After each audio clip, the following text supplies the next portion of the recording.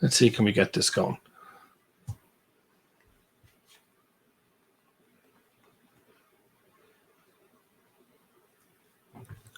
We have Buzz. Buzz, can you hear me?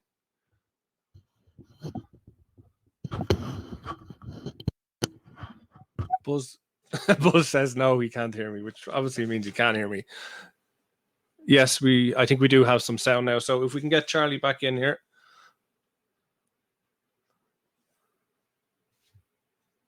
Charlie, we need you to call in. Absolute disaster. This sums up 2020, I think, really, doesn't it? It really just sums up 2020. We've never had such a bad start to a show like this in all of the 46 episodes or 45 episodes to date. Absolutely unbelievable. As Charlie was saying, we're going to support the Nelson Mandela Trust tonight. Ron McClan, can you just confirm that you're getting some sound there for me, please?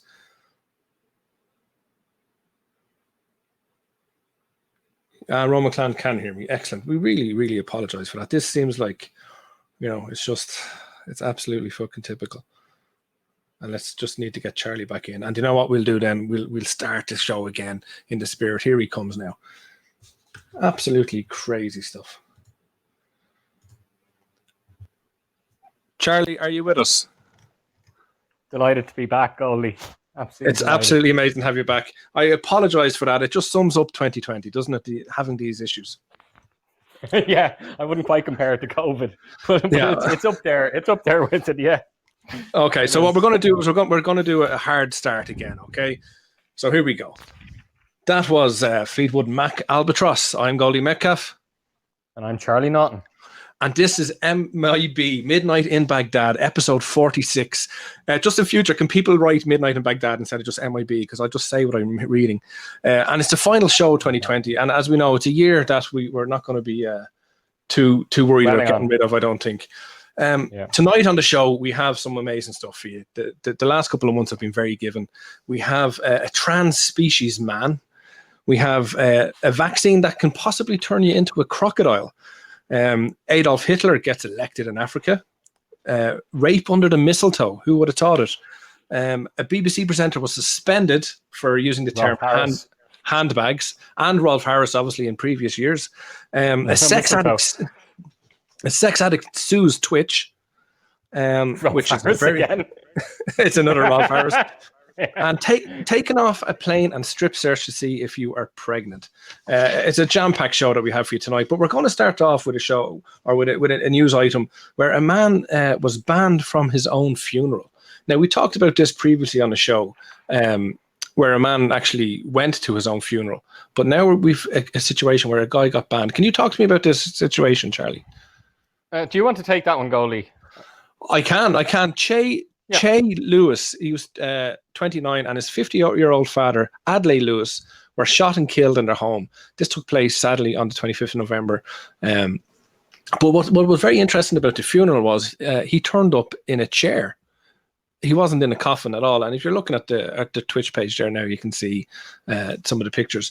So he basically turned up to his funeral in a chair. And the church refused to let him in, basically. Some people were going crazy that he wasn't wearing a face mask. It's just absolutely amazing stuff. And what's kind of interesting about it says that every life is unique. Therefore, every funeral should be unique. And I think that's something we've talked about previously a lot, is kind of funerals and our own deaths. Yeah. I'm just... Is there a reason why he wasn't let in to the church? That you know, it's just because it was, some people thought it was just, sacrilegious, and kind of inappropriate. They just didn't want to let him in like that. And I said, some people actually thought he should have been wearing a face mask. But that's crazy stuff. Yeah. But this is kind of becoming a trend now, and it's known as extreme embalming, right, where the bodies are preserved by injecting them with a chemical fluid, and it makes them totally rigid. I think we're going to see a lot more of this over time. A bit like Rolf Harris too, but we can't confirm or deny that. But I think you're right. This is becoming like you said it yourself there, Goldie. There's this sense that you want to personalize your own funeral because everything is becoming so personalized. So what I'd love to know is was this guy, had he told his friends in advance that if I ever do die, because he was shot, so it suggests kind of a life where, you know, It's maybe fairly he sudden. knew. Yeah. But also maybe if he was shot, maybe he was living the kind of life where he knew he mightn't live to die of old age or whatever. So, you know, the way you often fantasize about your funeral. Well, this is the thing. I don't know if everybody fantasizes about their funeral, but certainly you and I do, and we're probably an odd couple in relation to that. But you know, I think you're right. We've seen people, you know, do recordings at the graveside where they're pretending to get out of the coffin and banging on the door and stuff. And we're seeing, like, we saw the guys, the kind of the big meme all year, wasn't it? Was all the black guys dancing with the coffin on their shoulder, Yeah. like, you know. So we're seeing all these kind of traditions, I suppose, maybe coming to the fore, or new rituals being developed. But what I want to know is, what would you like to do? What would your interesting thing be if you were to die tomorrow? What would you For a like to funeral? have? We've kind of talked about it before, I think but you know this, never to Goldie, this yeah. degree. Okay. Well, No, go my ahead. genuine. No, go on. Sorry. Do you want to go? No, I want to hear what you have to say. I want to hear what you have to say. Okay. Yeah, my genuine wish is that I have a funeral clown at my own funeral. So, like, as in, clown. there's a guy. It is a genuine job. Yeah. So there's a guy who, or a woman, I suppose nowadays, even a woman could be a clown. So there's someone dressed as a clown, and they go around and they pose on top of the coffin for pictures. They'll do funny faces with the mourners and things like that. I genuinely love the idea, because supposedly, like, you know, I know most people aren't Christian anymore, but supposedly a funeral is supposed to be a celebration. You know, you're supposed to be going to a better place, the afterlife, and so on. And I just love the idea of a clown. It's so out of place. You'd love it, obviously, if I predecease you, and I think other people, younger people, would love it as well. It would certainly, that's my genuine wish. It would definitely be interesting and different. But I remember we kind of talked about doing each other's eulogies before, and you know how we wanted each other to destroy each other, basically, like being like almost like a bachelor, a stag's speech or something. You know, where you just totally tear the person apart. And you genuinely, because I'm ready to do that for you, and I'm still like that's. That, yeah. You haven't changed your will as such, because if you die tomorrow, that's what's going to happen to you. But we haven't talked basically, about it. You could just play any episode of this show. pretty much. Yeah. So if you want to change that to something else, do let me know. No, I still think you're total. I would love you to do my eulogy, obviously. So, and it's your call. Like, I'd love you to destroy me. No one would believe it anyway. They're going to think, oh, this is more Goldie, just, you know, stealing the stage, stealing the limelight. Yeah, well, that's always kind of been your attitude. I'm 100% sure that if you die, you'll have some trick organized for your funeral, something unexpected to either shock me or shock your partner or shock your kids. And I'm not saying it's that you'll have a fake, you know, body in the coffin, or maybe you've gone. I bet actually fake my own death, like. I love if you did that, but you know, I bet you've gone one step further. You found someone. The ultimate joke is a joke, I think, that is for other people that you can't enjoy. That's the ultimate, you know, joker. You're giving it for the world because you don't get the fun of seeing it. Exactly. Yeah. Ever since dial-up has come into the world, that you have found an absolute identical lookalike of you. That's probably why you've got that crazy beard now. And that at the funeral, you're going to have that fella come in. You've probably paid him already, and he's going to come in and sit down at your own funeral. And it'll actually be Vince Vaughn. It'll just be Vince Vaughn that comes in. Vaughn, yeah. And he'll I just have like on retainer. He'll have your ID, yeah. And he denies that he's you. That would be even more brilliant, because everyone's thinking, oh, Goldie faked his own death. That's genius. But it's actually not. It's a guy who you paid who looks like you. Do you know what? You'll have something up your sleeve. I would love to do that, but if I die tomorrow, I don't have that, so I don't even have a will. So I need to get my ass out there and put something in place, because I think that would be expectation. Romo Clan, welcome. Buzz, welcome. Lara, welcome. I think the expectation for your funeral will be huge. Most people will be going to it just for whatever you're going to get up to. Whatever fucking shenanigans. Yeah. Well. And like, let's say you die, it's literally just going to be midnight. If you died, it's going to be midnight in Baghdad, episode 49 or whatever episode. it'll all be broadcast. The whole funeral. Yeah, broadcast. Exactly. It'll be live. But I don't have anything organized. And we'll actually be stealing listeners from those. Like, donate with all the red hearts and fire. You know, those other websites. Oh yeah, all the religious websites. Right now. Yeah. Yeah, absolutely. But I don't have that plan, so I need to get my ass in gear. But what I would really like to do personally, and you know, you've made me think again, I guess, in a way, but I want to go to space. Like, I'd love you to come to what's that place in Florida? not Mount Jerome, but the place, the place where they launched Cape Canaveral. Kennedy Center. Cape Canaveral, right. yeah. I want to bring you there, and you're going to see me getting fucking jettisoned up off into space to travel among the stars. Yeah, I'd love it. Can you get that done? I'm sure if you've enough money, you can. But hopefully, by the time I die, it's something that's reachable. Just put your whole family into debt. I thought you wanted to be. Yeah, don't tell them. Fuck the inheritance. I'm going to space, baby. So your partner is there sitting at the table, and the lawyer opens it, and she's thinking, "I'm going to get fucking great pensions these boys have." He's like, "You owe NASA $23 million." That would be good. But I thought you wanted to be cryogenically frozen. Have you changed? Cyro. Cylogenically frozen.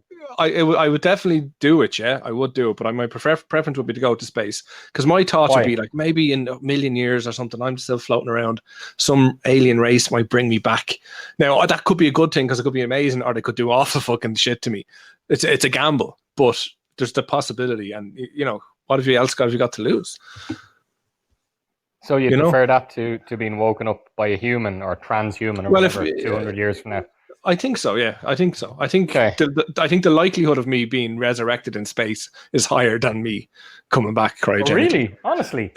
Yeah, I would. Space, I would. Which is expanding every single second. It's the final frontier, man.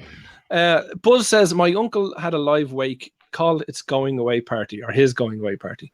Yeah, it's happening, isn't it? People are celebrating death a lot better, or like in a different type of way, I guess, these days. I genuinely think what Buzz is talking about is a good idea. Yeah, it's a nice idea because Buzz's uncle got to be at it then.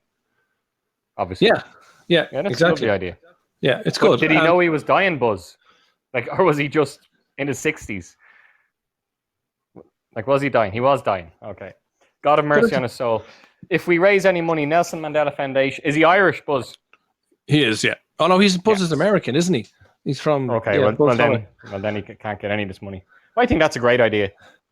Would you do that, Goldie? Have a live funeral? Oh, he's definitely. Dead anyway. Okay. Yeah, no, I definitely would. I'm sorry for your loss, Buzz, but we definitely would have a going away party. There'd be heroin and everything at mine because I always really talk brave about women. No, not really brave women, like the drug heroin. I think it always astonishes me how in this day and age people will use that drug knowing the effects of it. Like maybe 10, 20, 30 years ago, people didn't really understand it and their hard luck story or whatever. But people now are well aware. So, it's amazing how, I suppose, number one, how bad their lives probably have to be before they use it. But secondly, there's also the element of how bloody good is it that they have to go back for more? Do you know what I mean? That it's so powerful. And I kind of want to experience that, but I'm obviously too smart to actually do it. But if I was on my deathbed, let's do it, man. Let's see what the fucking crack was like, because that's the only thing that I probably wouldn't stretch myself to do, While you're healthy. Exactly, yeah. So life's about living. I hope we both end up getting diagnosed with some life-ending disease at a roughly the same time so we could do it together. Which would be nice. Well, I don't want to wish that on anyone, but if in old age, if it was going to happen, that's in old age. It'd be an honor to go out with you as such. We'll do a live show. So that's interesting, folks, just to see. So anyway, you're saying about this guy. Going back to this fella, did he ever get buried? Because I read that article you put up it on the website. It doesn't say that he was ever let into the church. So did you ever find out? It doesn't say. Have a second day? Yeah, it didn't say. Presumably, he's been burned or buried or whatever the particular tradition will be, But it's just food for thought, and we should all kind of. I think obviously the year that's been in, the gift that it's brought us basically is thinking about family and friends and how much you need to keep in touch, and it's kind of made us reassess. So it's kind of a gift in a way. So hopefully, people are reassessing things for the better. Yeah, and we're going to see a lot more fun funerals. I sent you a picture of Chadel Defi. I don't know if you want to put it up on the website later, but that's a guy from Thailand. And when I sent the picture to you, you thought he was marrying a sex doll. But obviously, it's his dead girlfriend. He wed her at the funeral. So she died in a car crash. And he dressed her in a wedding gown. Obviously, she had a wedding gown picked out because they were supposed to get married. So he got married to her at her funeral. Unbelievable. And took pictures and so on. Well, I don't know. It's kind of nice in some ways. Yeah, but like you kind of see in war movies and things like that. In the past they would have probably married. The day before they got executed or something, they'd married the person they loved, or even and then you couldn't get divorced back then. Yeah, but then even like today, you see sometimes where people have terminal illnesses and stuff, they'll get married, knowing that they may not have long with their partner, but doing it after they're actually dead, it's a big commitment to make, isn't it? Like, do you know what I mean? She won't cheat on you. At least. Yeah, well, that's it. But maybe you want her to. Do you know what I mean? And then you're like, bollocks. Oh, you love that. You've always wanted your girlfriend to cheat on you, and then to tell you about it, or you even watch it or whatever. You're crazy. I don't get that attraction at all. No. But listen, we've always kind of felt differently about that type of thing. I'm just going to share one final story with you before we move on, because this is a true story, and it's crazy. I remember a friend. Now I don't know if this is true, but a friend told me it was true. That when she was in college, her friend in college, the dad died, right? So, and she was at the funeral, and the funeral director asked her out at her own dad's funeral. Jesus. Can you imagine that? Either the guy had balls of steel, or he was just a total scumbag. Like he was, like Vince, not Vince Vaughn. Did she accept? No, she didn't. Well, she said she didn't anyway. But like, it probably would have been a better. It would have been a better story if he did. Do you know what I mean? I know. They hit it off. I'm not going to lie about it. But you do hear, of course, at these funerals, everyone's having sex, aren't they? When they're so grieved. There's a good, they're kind of in a vulnerable position, to be honest. Yeah, I've been watching a lot of porn during COVID, and one of the kind of niches I got a little bit into is kind of like that. Naughty America are good doing it. That they that it's like a grieving widow, and maybe the chauffeur that's driving her home, or there was one actually in a funeral director's, and the funeral director has sex, and there's an old guy in the coffin. There's an actor in the coffin. Yeah, and he's there the whole time. Yeah. You've probably seen it, and he's even banging her over the coffin. And it's and then she terrible, starts and you feel. Yeah, no, I didn't see that.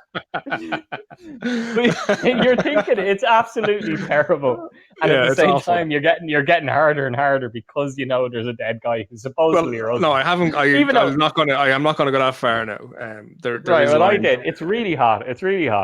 Yeah, no, it's definitely interesting. There are only 3 actors that never met before that shooting session, so it's not really your husband. Excuse the pun, but you can find anything on the internet, but that doesn't necessarily mean it's a good thing. We're going to move on because we're talking about feeling a little bit different. That's got to be the quote of the day. we're moving on. It's but talking about feeling different. This man here, a trans species man, has 2 fins implanted in his head. And again, there's a picture up here on the Twitch channel or Facebook if you're watching it on. So this man claims to identify as trans species, and he's literally got 2 fish fins implanted into his skull. What's your thinking on this, Charlie? I love this. I absolutely love this guy, because we're living in a world where essentially you can do what you want. So we have Manuel Munez from Spain. When he was born, he said he didn't feel that he's completely human. So based on what he's done, I kind of agree with him. I don't think he is completely human, to be honest. But he's only 24, so he's got this. This is him for life. Do you know what I mean? It's one thing to do it when you're 74. You know the way like old people might get a crazy tattoo when they're old. Yeah. So he's done this at the age of 24. Or do heroin, exactly. So at the age of 24, he had fins surgically attached to the side of his head. Yeah, you're kind of breaking up there, Charlie. If you can stay in the same place. He's a trans species. Come on. I am. Yeah, I'm not really moving. Can you hear me? Okay. I can. You kind of broke up there for a second. Yeah, so he's trans species.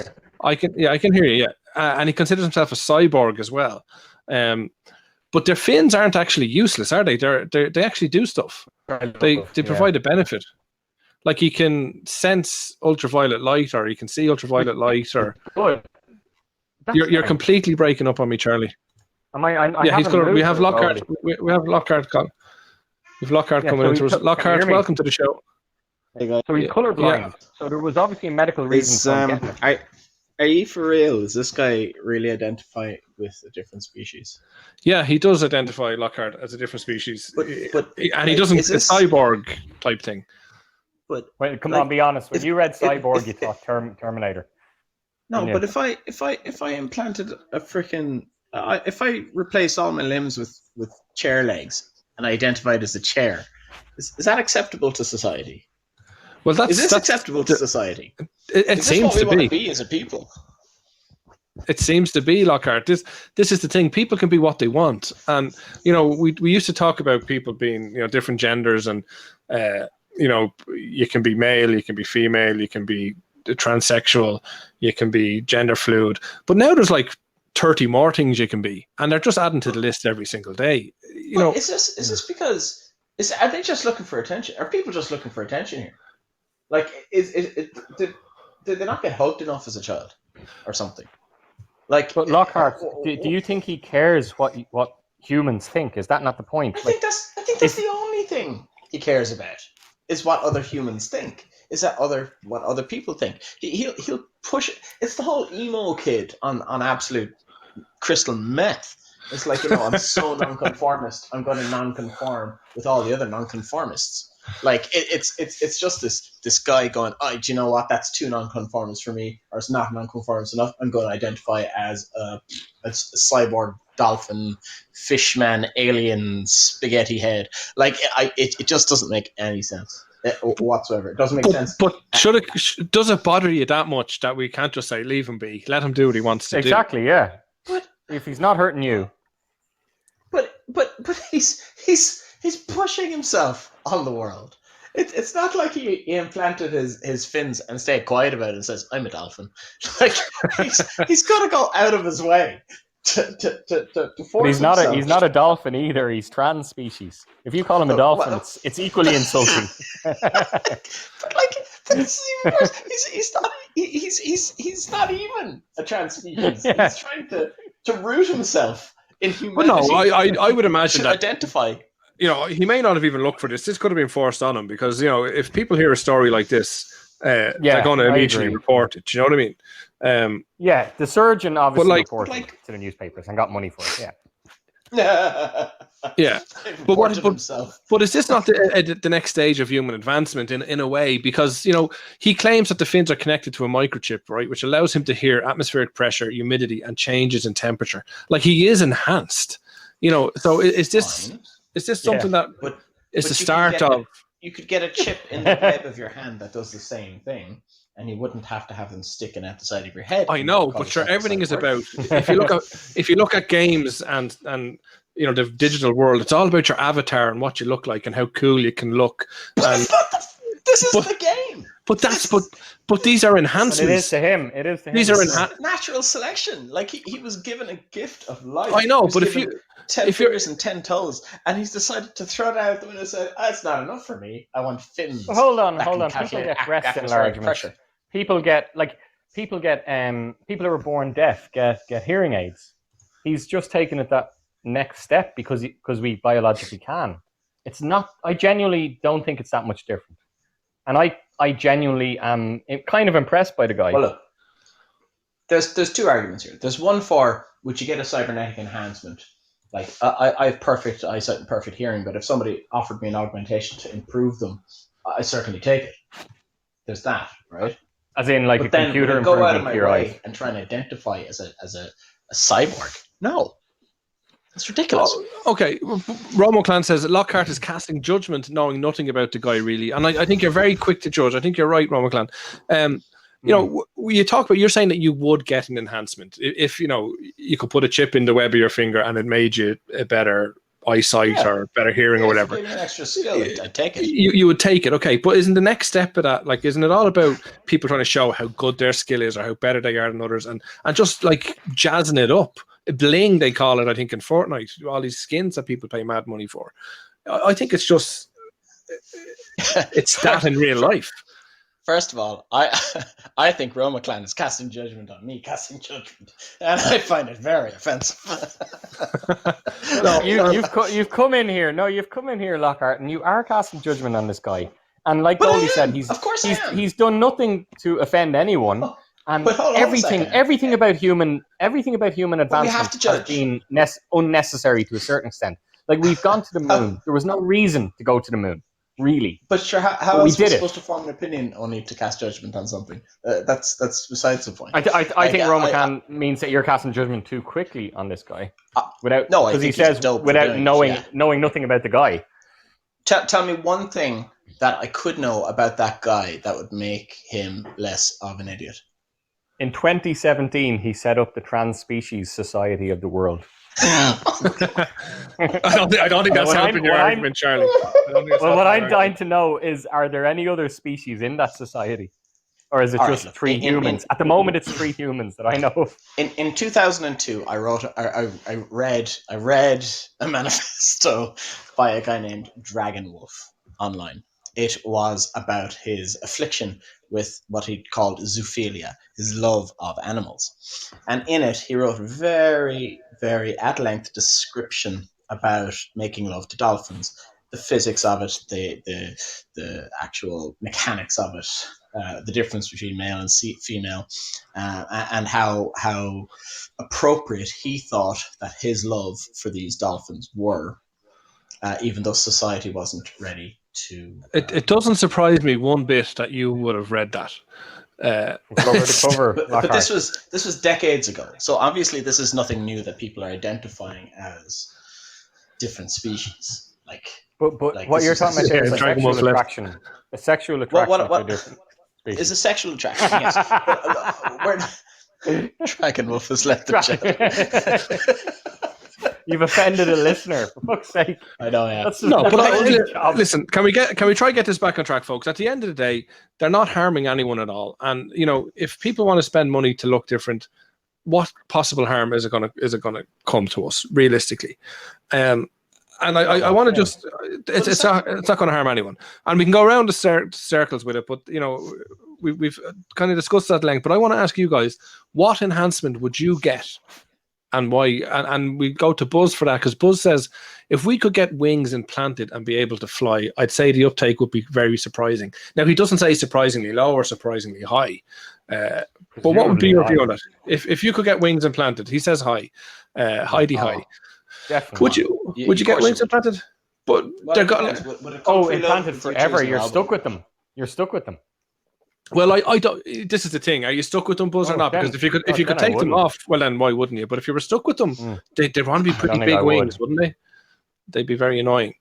But if small wings that aren't obvious, yeah. But if enough of society look like a ladybird, we'd redesign our beds, we'd redesign our doors. I'm sure we'd find a way around it.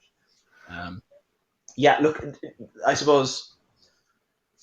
There was an experiment done where they implanted an orangutan or a gorilla possibly with a cybernetic arm. They trapped the gorilla in a box and put the cybernetic arm into his brain, and he moved the arm. Mm-hmm. So whatever about the science of that, bringing paraplegics, giving them cybernetic limbs, imagine what ordinary people would be like enhanced with 4 or 5 arms. Let's take it for you, for example, Lockhart. You were a former paraplegic, is that correct? I wouldn't say paraplegic, but I was disabled for a long period of time. Yeah, you were disabled. Is paraplegic not the socially acceptable word for disabled? No, paraplegic means I was paralyzed. I wasn't paralyzed, I was broken. Or you lost a leg or something. But you were broken, so both legs and ankles. You lost them, or you broke them? They broke them. But the thing, Lockhart, is if you could have been offered some crazy mechanical device that could have let you walk around as normal. It was a wheelchair. Well, there you go. You took technology. So the next step up from the wheelchair is some kind of brace or something implanted in you that would allow you to walk as if your bones were never broken at all. Would you have taken it? My issue isn't with taking cybernetic enhancements or bringing using your technology to make it so that my issue is with this guy trying to make out like he's not human, like he wasn't born human, or he doesn't identify as a species. Yeah, no, I get that, but we kind of have to deal with one thing at a time, don't we? Like, what I'm saying here is that this, I think, could start. This could be the trend of this leading to what we see in the movie. How would you define a human, Lockhart? Experiment on me, give it to me. I'll take it. I'll take it all. But you're technically going to be a cyborg. If you get an enhancement on you, you could be classed as a cyborg. Oh, for sure. I take the NFC chip, no problem, straight away. There you go. And Buzz has his comment is correct there. The only difference is he didn't actually identify as a race car. But if people want to identify as whatever they want to identify as, let them. Do you know what I mean? Like, it's not really going to cause any harm. It's a bit odd. Isn't it though? Isn't it harming us as a society to let people identify not as people? But what's the alternative? Do we shoot them? Like, you know, what how do you prevent it? Because if we don't, but give him a talking to and say straighten him out a bit. Yeah, but like we might have said that about gay people 50 years ago. Do you know what I mean? And we became more enlightened since then. Yeah. So could point we taken on that? Or okay, I'm not saying that in 50 years' time, maybe trans species isn't a thing, and we look back on it going, Jesus, how backward they were back in 2020. That trans species wasn't a real thing. All right, point taken on that. We'll accept that. That's brilliant. So. Moving on to the next segment of the show, and you want to talk to us. Can I say one thing, Goldie, about that? Of course you can. One of the other guys in that trans species society, a fella called Harbison, is actually, like this might contradict Lockhart's point, he's actually recognized as a cyborg legally.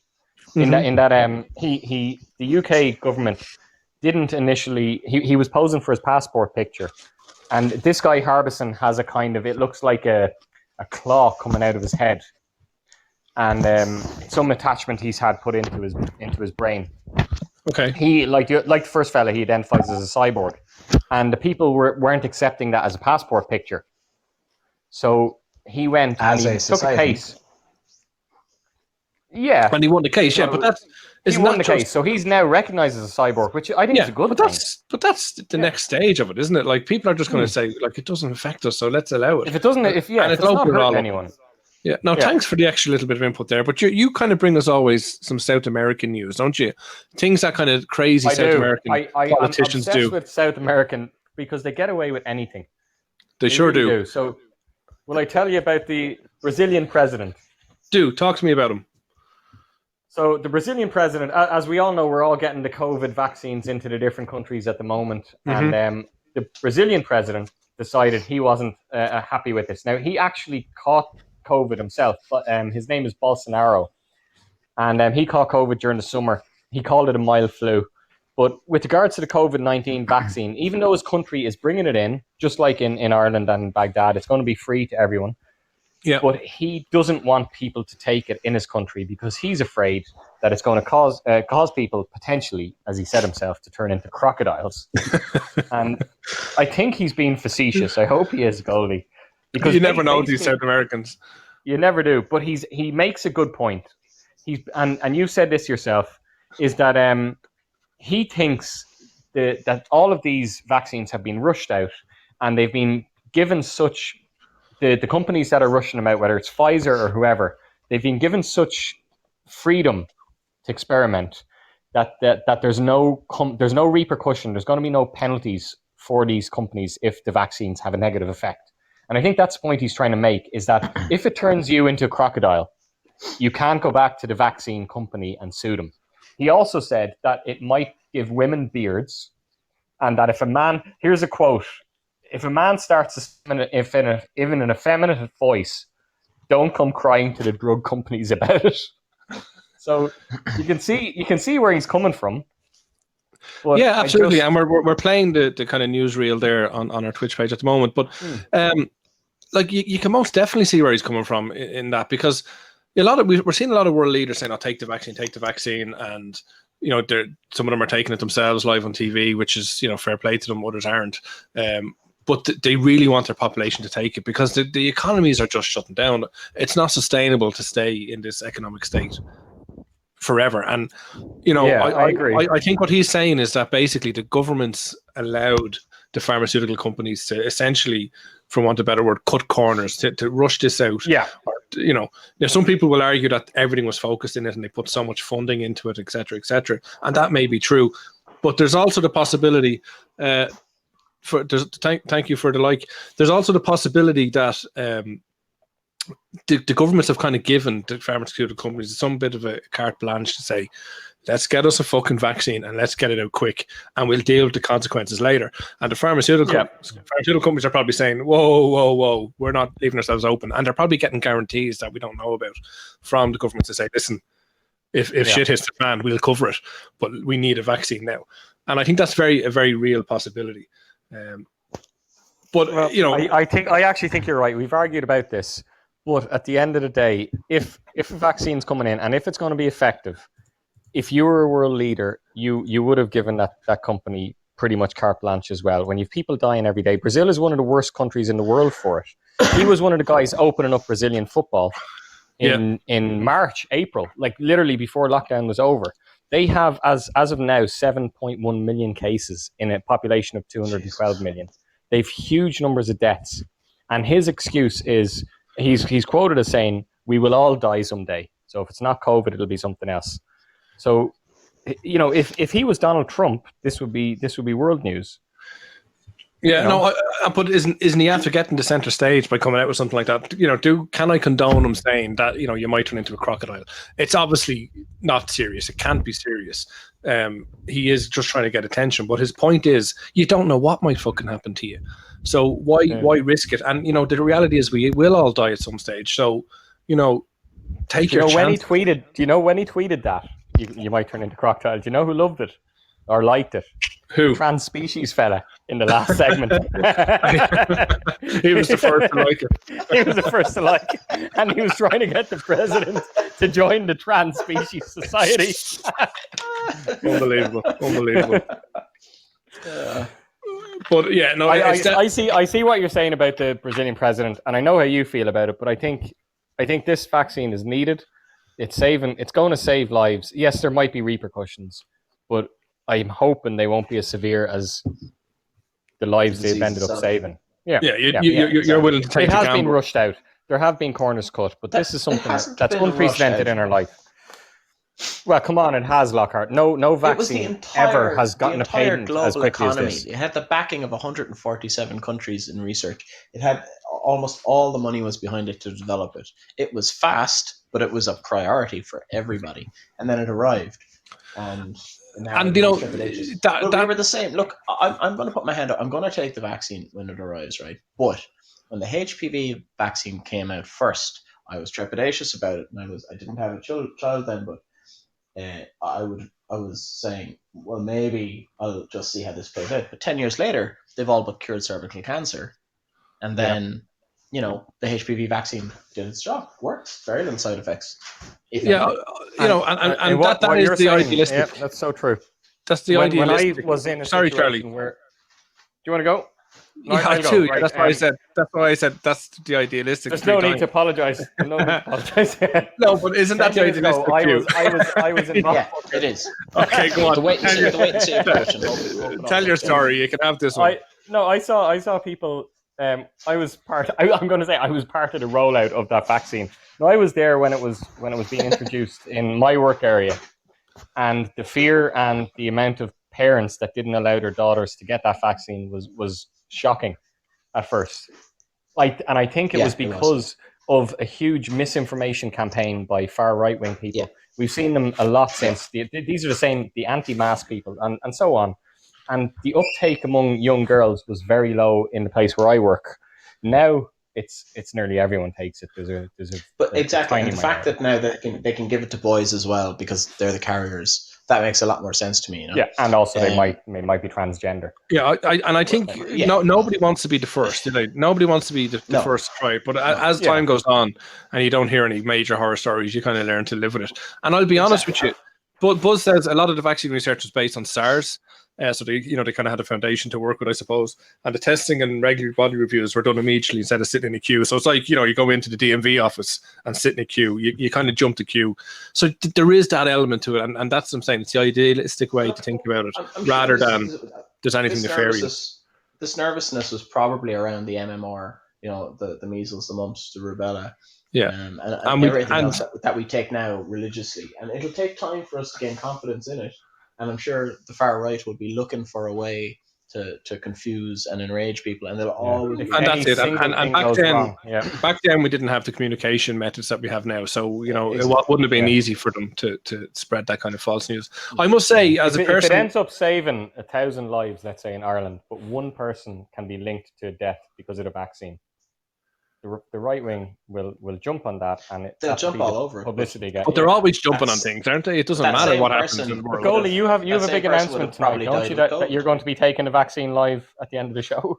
Is that what you've written down here in the show notes? We've got a batch in, especially for tonight, folks. You're going to be taking on a video link.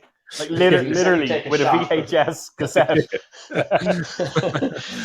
Yeah, no, I do kind of, not an announcement. Are you going to take the?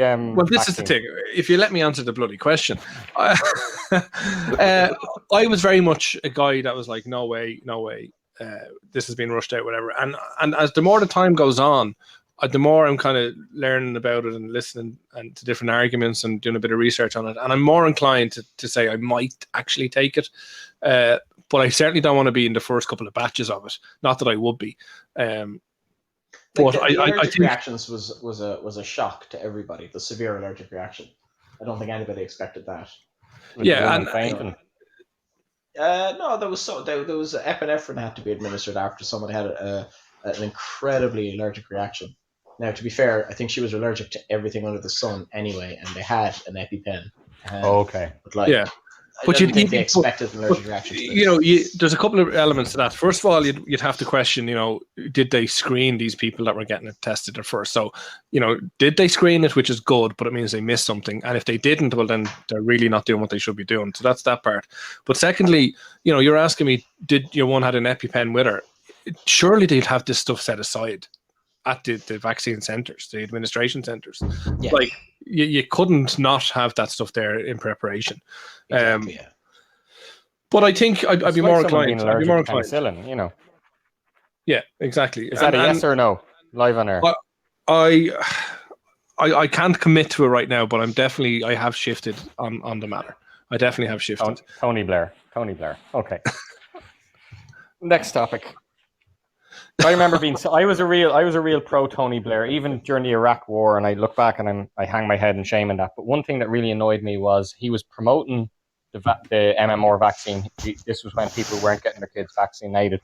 And then a journalist asked him, was he going to get his kids done? And he refused to answer the question, saying, I'm not going to mix my personal family life with politics.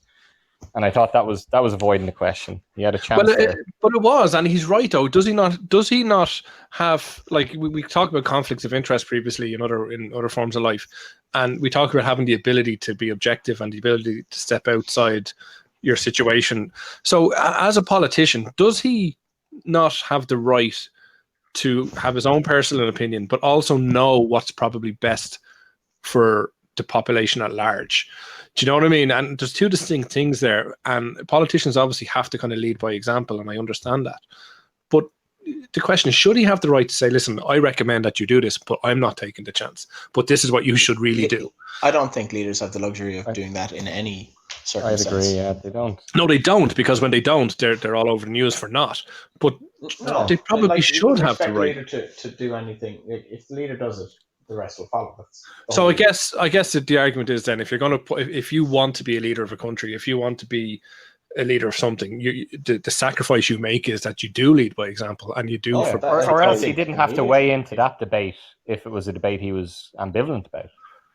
You know, if he's saying it's good, you know, you can avoid those topics. But anyway, I know you want to move on, Goldie. No, just before you do, because you reminded me of the girl that fainted there, and I was kind of thinking when she fainted, they came out. That kind of did worry me a little bit, because I think she a nurse, and she took the vaccine and she fainted on stage.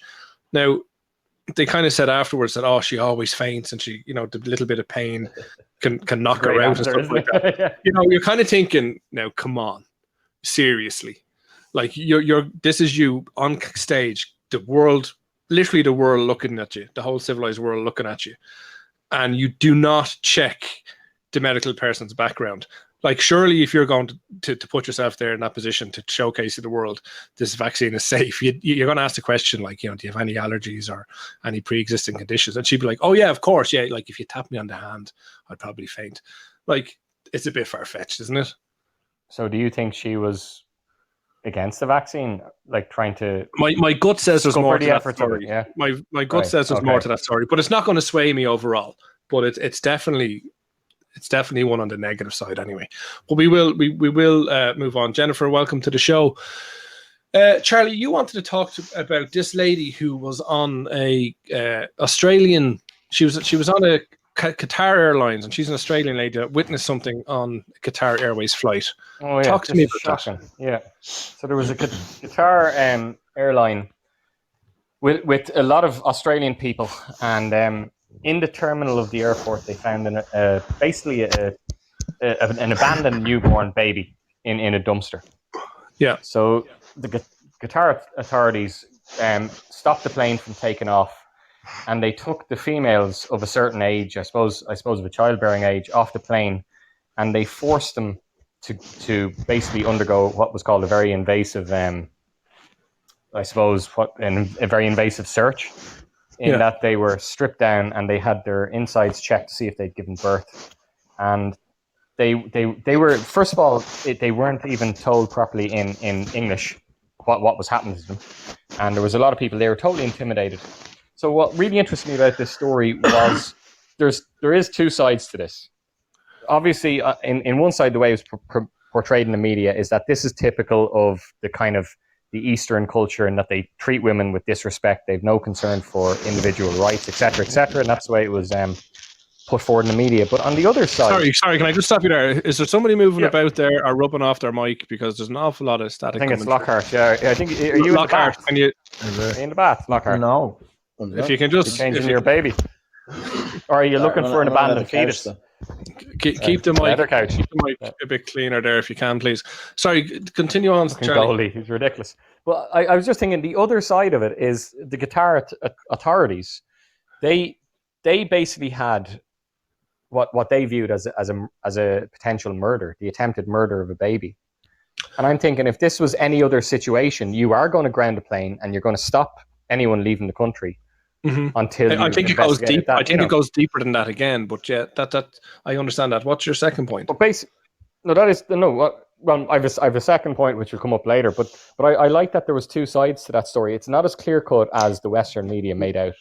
This is not another example. But the details of probably matter hating here, women. You know? The details probably matter here. Like when they were examined by medical professionals, or was it like the lads at the airport? You know, this would have been. I presume it must have been a doctor who would know if a woman has given birth or not. But I think we've gone a little bit of a step too far. And Buzz says, no, we don't have that information about the recycling bin. But the thing you have to remember here, is Qatar, being where it is, has kind of laws that we obviously wouldn't be overly familiar with. And one of their laws is that you can't have a baby out of wedlock.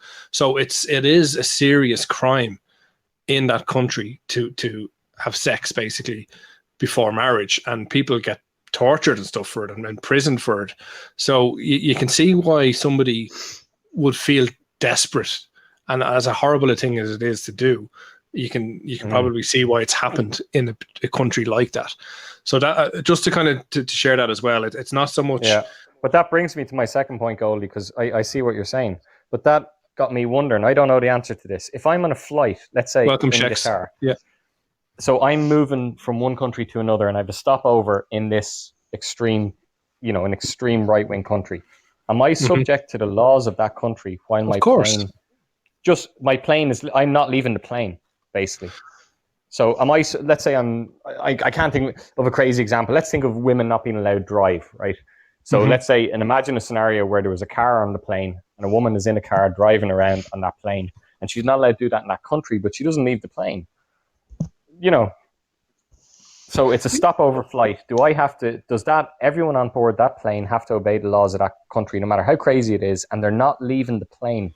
So I'm not sure the legality of this. You know the way, like there's, the way in, what do they call those? The embassies. So the American embassy is American soil, even though it's in, where is that? And near Marion Row or whatever.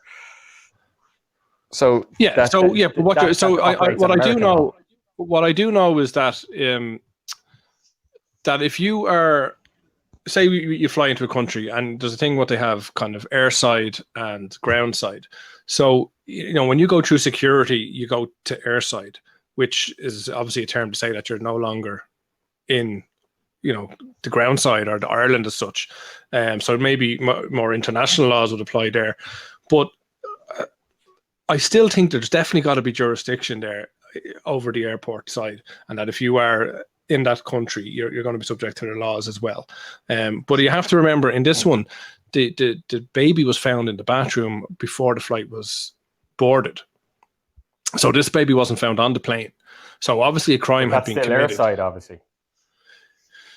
Yeah, I suppose. Yeah, it is. You're actually right. It could have been possible. Well, it doesn't actually go into that, but that could have been airside. But I don't think that's the point. I think the laws would definitely apply. So I think if a crime has been committed, they're going to have to investigate it in any way and board the plane. Now, it's a horrific thing to have to happen to people, but it's a very odd. Yeah, it's very, very odd. And I never said if they did identify the mother. Like, presumably it would have been easy to tell. Yeah, it doesn't say. They identified and they arrested the woman or whatever happened to her then. Because if, as you say, she's committed attempted murder, presumably they would have taken her off the plane then and put her in prison in their country. Or, to courts or whatever happens in their country. Yeah. But they never said. And that story is 2 months old and it hasn't come up in the news since. Is it too far, do you think? I presume they didn't just pull them off the plane and tell them to lift up their skirts. I presume that there was a kind of a process to go through where they were asked a certain amount of questions and possibly screened, and people's judgments could be checked. I don't think they're all lined up. There was one woman sitting on the plane and she had loads of baby balloons and flowers and she was shitting herself. Congratulations. And she was trying to pop all the balloons when they were getting on.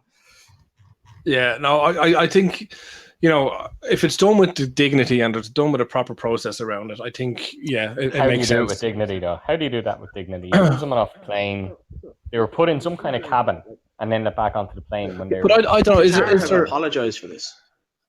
Have they? They haven't apologized for this. No, they have. They haven't. They said sincerest apology for some... Sheikh Khalid bin Khalifa Al Thani said standard procedures were violated and expressed his sincerest apology for what some female travelers went through. The mother of the child, was of Asian origin, has also been identified, but they're trying to extradite her back to Qatar. She faces 15 years in prison if she's extradited successfully. 15 years. So, Charlie, the moral of the story there is to read to the end of the article, I guess. But look, when you've got dial-up, like it takes ages to download one page. How did she avoid it? How did she avoid detection then? Good question. Don't You know. which is very interesting that they get the wrong plane. That says a lot about the airport authorities. It could. But no, it's definitely all over the place. And they're like, I cut my leg on a can, and I'm going to sue you guys over this. And like, you go, you're fine. It's can I say something else? The CEO of Qatar Airways, so the people that own this airline, Akbar Al-Baker, so I don't know what religion he is, but he was accused of sexism 2 years ago because he said in an interview that women were incapable of doing his job because it was, quote, challenging. And what was the job? Being the CEO of Qatar Airways. Oh, yeah, well... Listen, we've had that discussion many times and around gender equality in the workplace and stuff like that. And, to become a CEO of a company, it takes a lot of characteristics. It is. It's definitely challenging, but it takes a certain characteristic and a lot of sacrifice to get to that position. And generally, I think traditionally, women had different values. Now, that's obviously changing. But I think it's definitely true. I think that's just inherent in us that men, like women, are more kind of in touch with emotion and more affectionate and stuff like that. So they'll want to raise families and they'll want to do all these things. Women, yeah. Whereas men, are can be assholes, I suppose, to some degree, and forgo that for success. And that's what it takes generally. There's obviously exceptions, and that's changing. But I think that's the kind of the traditional way it's been. So you'd have to agree with them. Well, wasn't the CEO of EasyJet a woman for like 10 years? Yeah, and it's brilliant. But EasyJet is Western. So, and I think research has shown... I think research has actually shown that when a female or a woman gets into a position like that, she's actually generally very, very good when they get on a board or something like that, because they can add a lot of different values that men don't have. And that's only kind of being realized and discovered now. So they can I certainly think this is handbags, lads. Absolute no, handbags. they can certainly be Complete handbags. as good as if not Handbags. better than men, or certainly offer something different. But I think to get there is where the lacking is. That it's just not inherent in a lot of women, as opposed to It's men. going to be a The lot harder percentages for are women always- to get to Complete that handbags. position than a man. I think we all know that. Handbags. Yeah. It is handbags. And Bring us talking on to about handbags, Goldie. we'll talk about handbags. I was going to bring us onto a different topic, but we'll go with this one since you brought it up. Go handbags. So the BBC has suspended a pundit for handbags comment during Football League game. So BBC have suspended pundit Steve Thompson after he labelled a tussle between players in a League One clash between Swindon and Lincoln City as handbags. And there's a picture up there on the Twitch. What the hell is going on, lads? Seriously. What was his intention? Well, if you look up the actual, Be sexist, presumably. if you, no, it's not. If you look up the Oxford English Dictionary, the meaning of handbags, the second kind of meaning is a kind of a tussle or a fight that doesn't come to too much violence, usually in a soccer game. I think it's something to that effect is what the definition is. So it's actually legally and officially a thing. But he was suspended because it was, somehow sexist in some way, or offended the feminists, or whatever it is. The BBC Standards Commission or something had issues with it. But it's gone too far. And we say every week, or every month in the show, we say it's gone too far. But gone too far. What's your views on this? Well, I think it's ridiculous that a company called the BBC have a problem with something of the term handbags. They should look at their own name. If you look up the dictionary of BBC, you'll see something quite shocking. Yes, you will. You need to change your name. So I do think, though, not being facetious about it, the word handbags, it's a no-brainer. It is a sexist comment, even if it's not meant as one.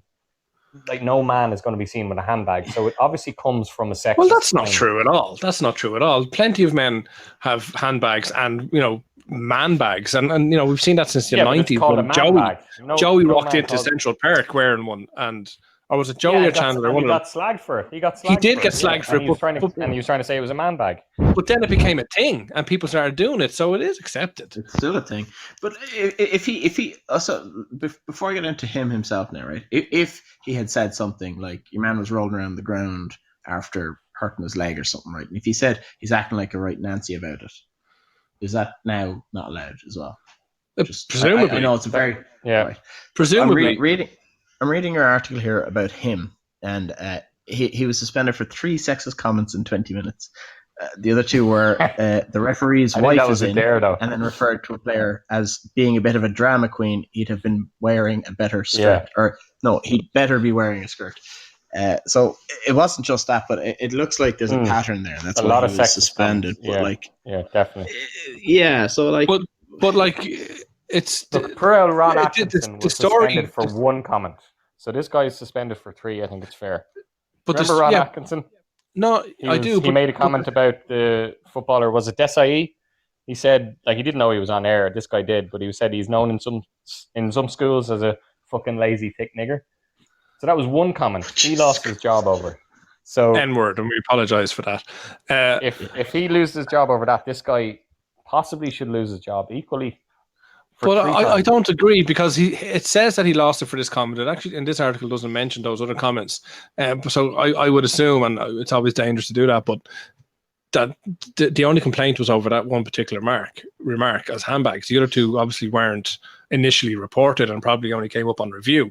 So the handbag, some people were actually watching that and thought the other stuff was acceptable, but the handbags was an issue. But they rang in. So should we be more then to complaints that were rang in?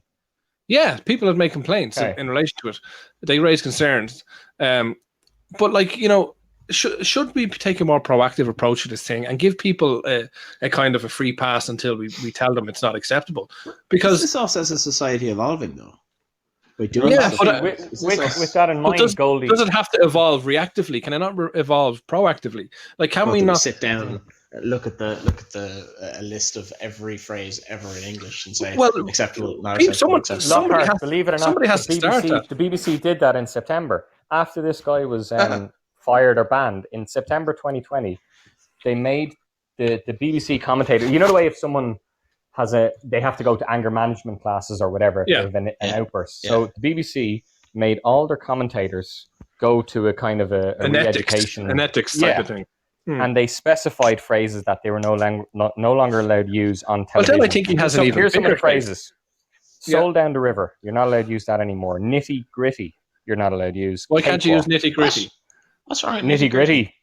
Nitty gritty Yeah. used to be from slavery times when black people were taken off the ships. No. The bits that were left at the bottom of the hold was called nitty gritty. Knit. They're because shite, basically. Black people. Joking. Well, yeah, knits because the blacks had knits, and gritty was the nickname for the grain that was used to feed them. It was the cheapest, worst grain. Wow. So the bit that was left in the bottom of the ship on the slave ships was called nitty gritty. So Wow. So you will not hear that phrase on BBC anymore. And Well, well, obviously, now, here's the thing, though. The commentators would have been using that, not in a racist way, obviously. Yeah. So the BBC is like what you're saying, Goldie. They're being proactive about it. They're saying you can't use blackballed, blacklisted, black mark against anyone anymore. You know. Yeah, no, I get that. It seems I it's think over the this gives- top, but they're. But this gives this man more of a case because all he said was handbags, and that he actually got training in relation to what you can say and can't say, and they never told him he couldn't say handbags. So should we be more proactive in the case of, if you say something on air that's kind of generally accepted in society or actually has a definition in the dictionary, which handbags does, then you kind of get a pass, but we will actually introduce that into the list of things you can't say, because. But then is there someone who's going to have to be writing down continually? You can say this, you can't say that. Yes, because it's unfair. Apologies to any cultures listening. Because he didn't intend. There's no way he intended anything in relation to that. He was just like, this man is probably in his 50s or 60s, commentating for donkey's years, and suddenly the whole world is changing. He needs to get training on this stuff. I think it's wrong that people are being suspended for such simple things. I actually do agree with you. He shouldn't have been suspended for it. If there is a pre-existing, but this is an overreaction to keep everyone happy. Yeah, but if there's a pre-existing unacceptable word to use and you use it, well, then throw the book at you. And maybe even saying throw the book is wrong for some reason. But do you know what I mean? It could be wrong. But you have to. Well, then you deserve it because you've been warned and told. But when you're using words like handbags, stuff that has no bearing at all. No, can I ask an honest question? And I apologize in advance if this is offensive. I genuinely don't. Brilliant. I love when someone apologizes in advance. I'm really sorry about this if it is. But in Irish, we don't call African men or women of African origin. Is that correct? We don't say dove, far dove. Yeah, but we say far gorm because far dove was it was a ghost story or something, wasn't it? It was the devil. Yeah. Oh, really? I didn't know that. So is that right? It's now. Yeah. It was on far dove was a devil or a demon. So far dove was a devil, right? But this is the same. So you're saying we should change the Irish language to this as well? No. So Irish was racist way back when. It's offensive. Despite the fact that it's not necessarily translates as offensive, but is it now offensive? Yeah, but this is the thing. Like back then, there were words that were literally thought up of to be offensive and to be derogatory. But over the years, the meanings kind of get lost. The original source of it kind of gets lost, and then we just use it in everyday speech. So it's very hard to punish somebody that uses something that we've always used. Like, yes, we should definitely evolve how we use our words and change and whatever. Absolutely. But don't punish people for doing it when they didn't have known nothing else. There should be. I disagree. Yeah. Retard used to be an acceptable word. We all know it's not an acceptable word. But we use it now for slow. We still use it for the word slow. We still use it in aircraft and aviation. We don't.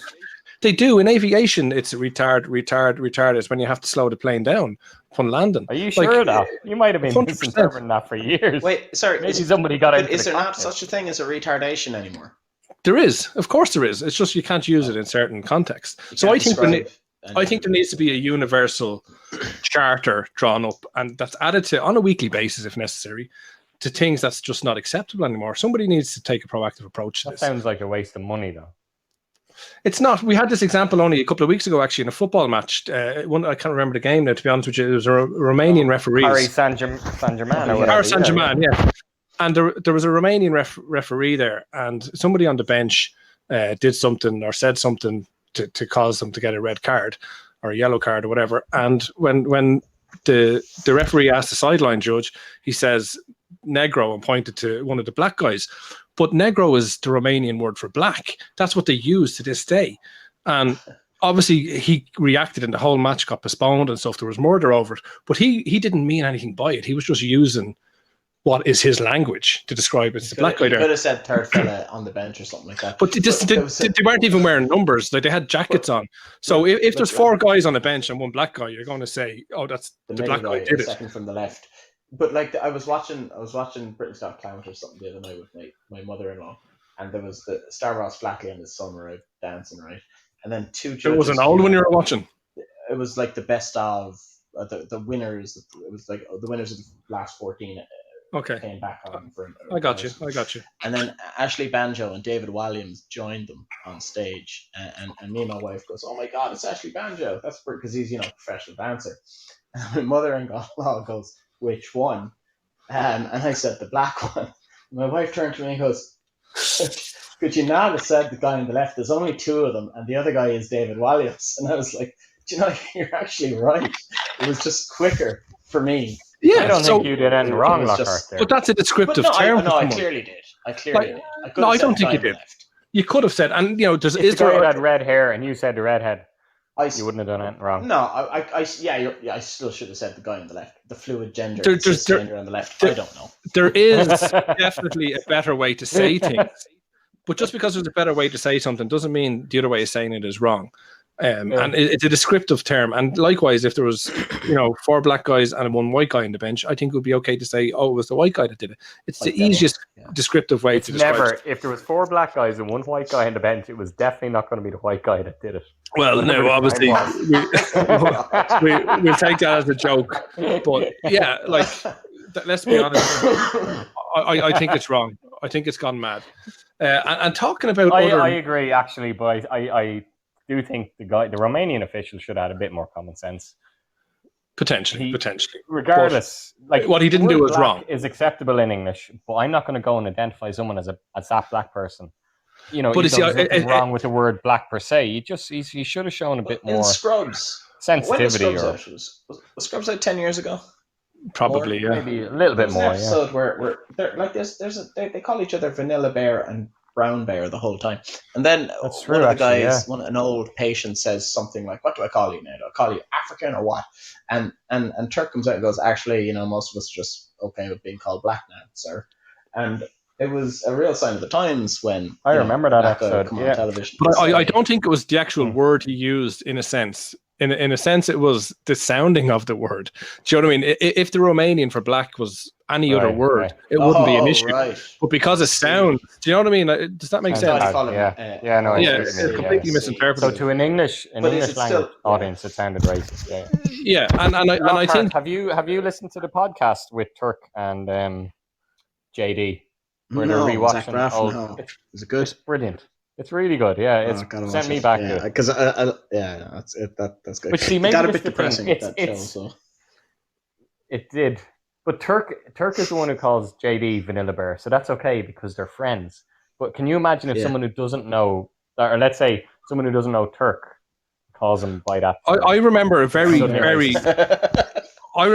cute scene from a movie. I don't know what the movie is. Steel Magnolias or Fried Green Tomatoes or one of them films. I can't quite remember the name of it, but it was set back in kind of was it the 40s or 50s or whatever, when the black people would have been made and things like that. And there was a little black girl and a little white girl, probably 5 or 6 years of age, and they're on a swing. And they kind of look at each other, and the white girl turns to the black kid and says, "Do you taste like chocolate?" And the black girl says, "Well, I don't know. Do you taste like vanilla?" And it's a beautiful scene. Like it's pure innocence, but obviously somewhat systemic of the time that it lived in. Do you know what I mean? Like each other. Yeah.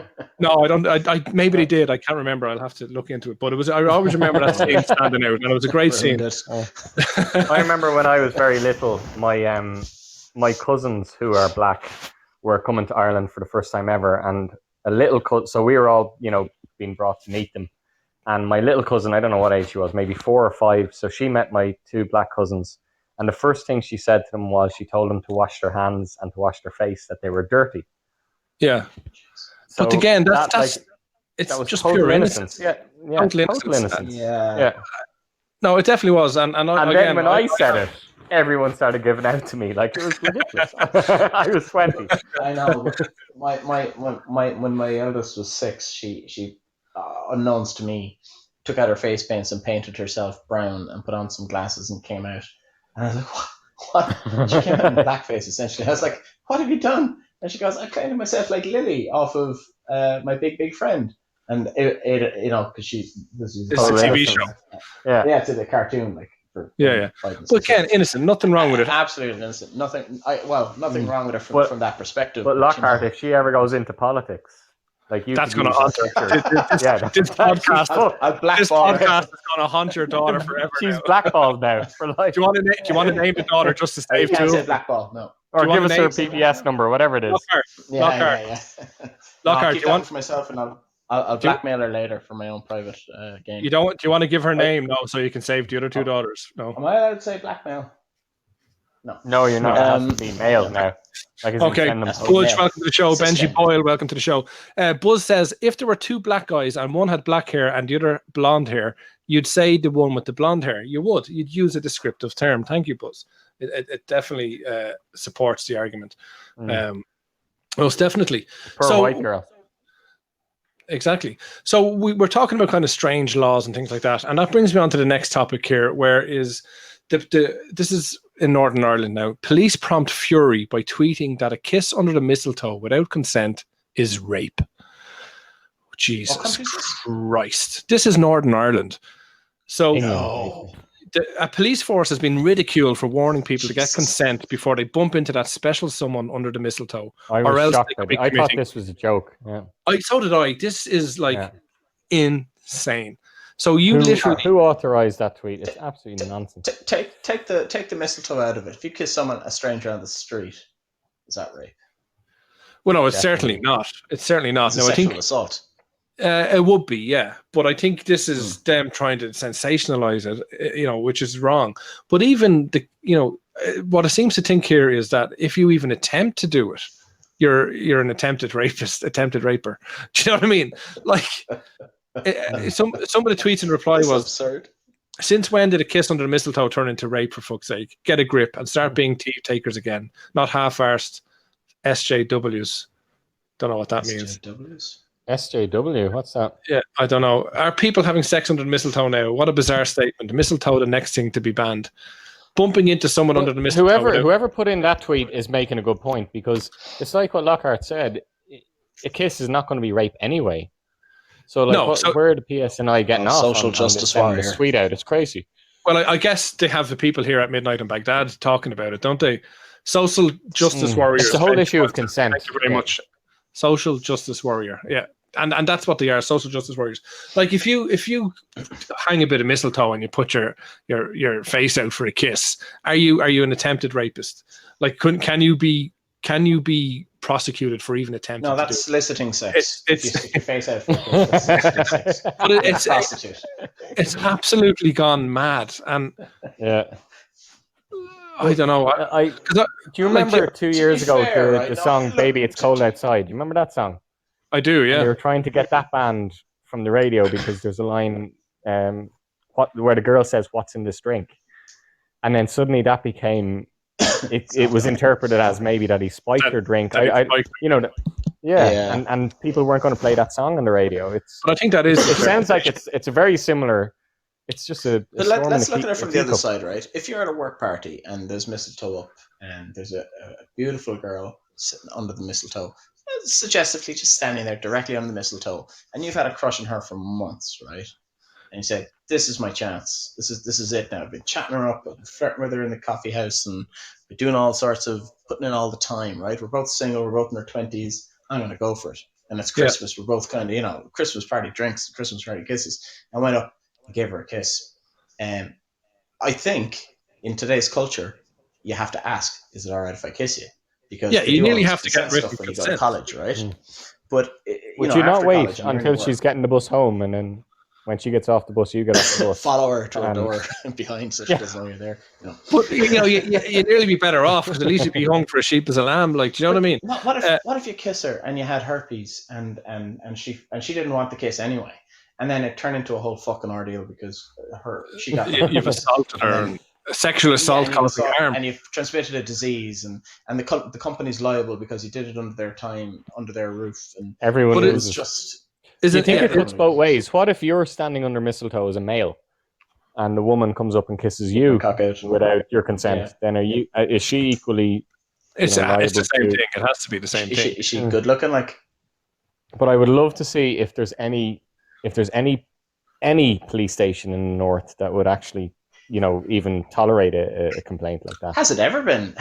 Of course, they'd have to tolerate it. Of course, they'd have to tolerate it. If somebody makes a report, investigate that they were it. sexually assaulted, it would have to be investigated. Of course, it would be. No, if someone said I was standing, I saw your tweet. No pork chop. I was Welcome to standing the under show. mistletoe at a Christmas party, and someone kissed me without my consent. And according to the tweet that you guys put out, I've now been raped. That's literally what the person says. Then does that have? But they'd have to investigate. They would 100% have to investigate it, and the conclusion might be, well, then no, this is bullshit. But they'll definitely have to do it, and that's what we're dealing with here. Just to kind of go over the comments there. What if it was a load of twinks? Relax with your mic there, Lockhart. Benji Boyle says, do they still hang mistletoes? I haven't seen any this year, but we haven't been out. Buzz, the whole song is her saying, no, it's cold outside, it's very rapey. It kind of is. She's singing the whole time. I have to go. I think Buzz, my interpretation of that is that she has to pretend to want to go because she has to keep the, not the walk of shame or whatever, but that she has to show that she's a bit of a lady. She has to show that she's not easy. But she actually really does want to stay. That's my interpretation of that song. I know, and you kind of have to. She is saying no, but you could easily draw. You could easily draw the conclusion that it was him kind of forcing himself upon her. Buzz, we answered that. Budge says, kissing some bird in a nightclub back in the day without consent went one of two ways: a slap on the face or in your rocks. And Budge says no means no. But Budge is onto something there. I kind of had a different kind of growing up experience, I suppose. I didn't essentially do that, but I was present and I could see that kind of stuff going on. And the way people came on to people in nightclubs was that they'd go up and they'd bump and grind against them, and if they got a reaction, they were in. Do that? But do you think? No, you can't do that now. Goes on that way. No. But there's people I'm sure being prosecuted for that now because people are making these complaints. Oh, that his hand touched my ass, or that he put his hand on my hip, or I'm not being whatever. Funny, how do you know if? Do you have to do internet dating now to know that they're interested? Like, if you meet somebody out, when do you know to go for a kiss? And do you always have to ask? Yeah, well, we talked about earlier on the show having kind of cybernetic implants to kind of enhancements into human beings and stuff like that. Maybe the future is that we'll have some chip in our hand and we'll go up, we'll touch it off someone else's chip if we're allowed to touch them, and it'll literally come up there. It'll come up their likes and dislikes, and you'd have to sign a disclaimer, before you even say hello to them. That's kind of the way we're going, I think, because there's poor people being prosecuted for doing again stuff that was ordinarily acceptable. And I think there's an ad on TV now at the moment with the guy in the park doing the gymnastics with your one, and he puts his hand on her arse, and your man goes, Jesus, he's a chancer, isn't he? And he is. That's all he is a fucking chancer. Do you know what I mean? Like, it's not much anymore to it. But Goldie, you're pointing out a very realistic scenario, and I totally get that. But if we do go over the top in the law and 9 poor guys do get in trouble, but the 10th guy was a potential rapist, so we save a girl from being raped or assaulted or whatever. Yeah, is it worth it? If 9 kind of guys get a slap on the wrist or whatever, I think guys just need to be more careful these days. They need to be more careful, but I think everyone needs to be more careful. It's going a little bit, particularly guys though, because they're more vulnerable to that thing. But it needs to get to an acceptable level. Like Pork Chop says there, if you can't tell and have to ask for a kiss, you're doing it wrong. And you're right, Pork Chop. There should be just that moment where you look at each other and it just magically happens. But that does happen for certain guys, and it's just not requited. and he does it, and now suddenly, because he took a chance on love, he's going to be prosecuted. I think it's wrong. There has to be a balance found here somewhere. Guys, how else are we going to connect? Have you seen The Greatest Showman? Have you seen The Greatest Showman? Yeah. I have, yes. You know that bit on the stage where the really hot singer kisses Hugh Jackman? The one with the beard. Someone photographs it. No. Oh, yeah. And everyone thinks he's cheating on his wife. And then and he loses everything because she essentially kissed him without consent. Now, I know this is 1800s. She assaulted him, essentially, yeah. She did. I just think it's gone too far. We're not going to be able to physically connect anymore. And obviously, after a year that we've had where we are connected more digitally, I think it's only going to do more harm. Benji Boyle, what about the midnight kiss on New Year's Eve? Yeah, that's gone out the window now, isn't it? Do you remember that being in a pub or a house party, whatever, and you're kissing everyone, Happy New Year? You could be accused of sexual. I don't remember that at all. If I identify as trans species, how do I get consent from another animal? And the good thing is you can't be prosecuted in a court of law because you're not human. So I don't acknowledge your courts. Charlie, there is a very good argument there, because every law will be no person, no man, no woman. Like think of the American Constitution. Yeah, if you legally identify as non-human, which they're allowing you to do now, are you subject to law? Because law doesn't technically cover you. Very interesting. Harbison, the first cyborg in the UK, is listening. Yeah. He's going to go on a rampage tonight. But he's probably going to get in a van and replicate what happened in Westminster Bridge. Yeah. It's definitely something to watch out for, folks. And I'd like somebody to, Lockhart, if you could take a note of that, please, and do a bit of research. Can I ask your guys' opinion on this one? You know Amy Barrett, the Supreme Court judge that caused all the controversy, Trump's nominee. Yes. For the Supreme Court judge. And when she was eventually elected, she said she would not discriminate on a basis of sexual preference. So that was, her setting up her stall that she was going to be totally fair. And the LGBT crowd came out and obliterated her and eviscerated her for saying that the phrase sexual preference is outdated and is inappropriate in today's world, because she's implying that you choose, that you prefer, that it's a personal choice as opposed to... it's a preferred... Yeah, that you made a choice. I prefer 7-Up to Sprite or whatever. And they think it's inappropriate. I get that. I understand that line of it, but when you said it, it kind of struck a different chord with me. It kind of, and it reminds me of an incident where I think I was applying for a job or something, and on my application it talks about what you can bring or whatever, and I mentioned something like I have never called it. I've only have say 4 sick days over 8 years, all genuine, something to that effect. I said. And I was told to take it out before I submitted it. And I was like, well, why? And they said, because by saying that, it suggests that, some of your other sick leave, or that, it's even a thought in your head. Sick leave. And even other people's sick leave was not always legit. Yeah, exactly. And I was like, yeah, actually, that's a good point. And I think what you're saying there kind of covers that same thing. Did you take that phrase out in the end? I did, because I thought it was good advice, and it should have been obvious that But if you take whoever told you that, right, was that was someone higher up in your job, obviously. Yeah, somebody who was kind of reviewing the document for me someone who would do a lot of interviews. So if you go by that logic, let's say you say never convicted of a sexual offense or of offense. Yeah. Well, then that person's logic, it's suggesting that, right, you've never been convicted. But you've thought about it. But you've thought about it, or else you've been suspected. How far did they expect you to push it?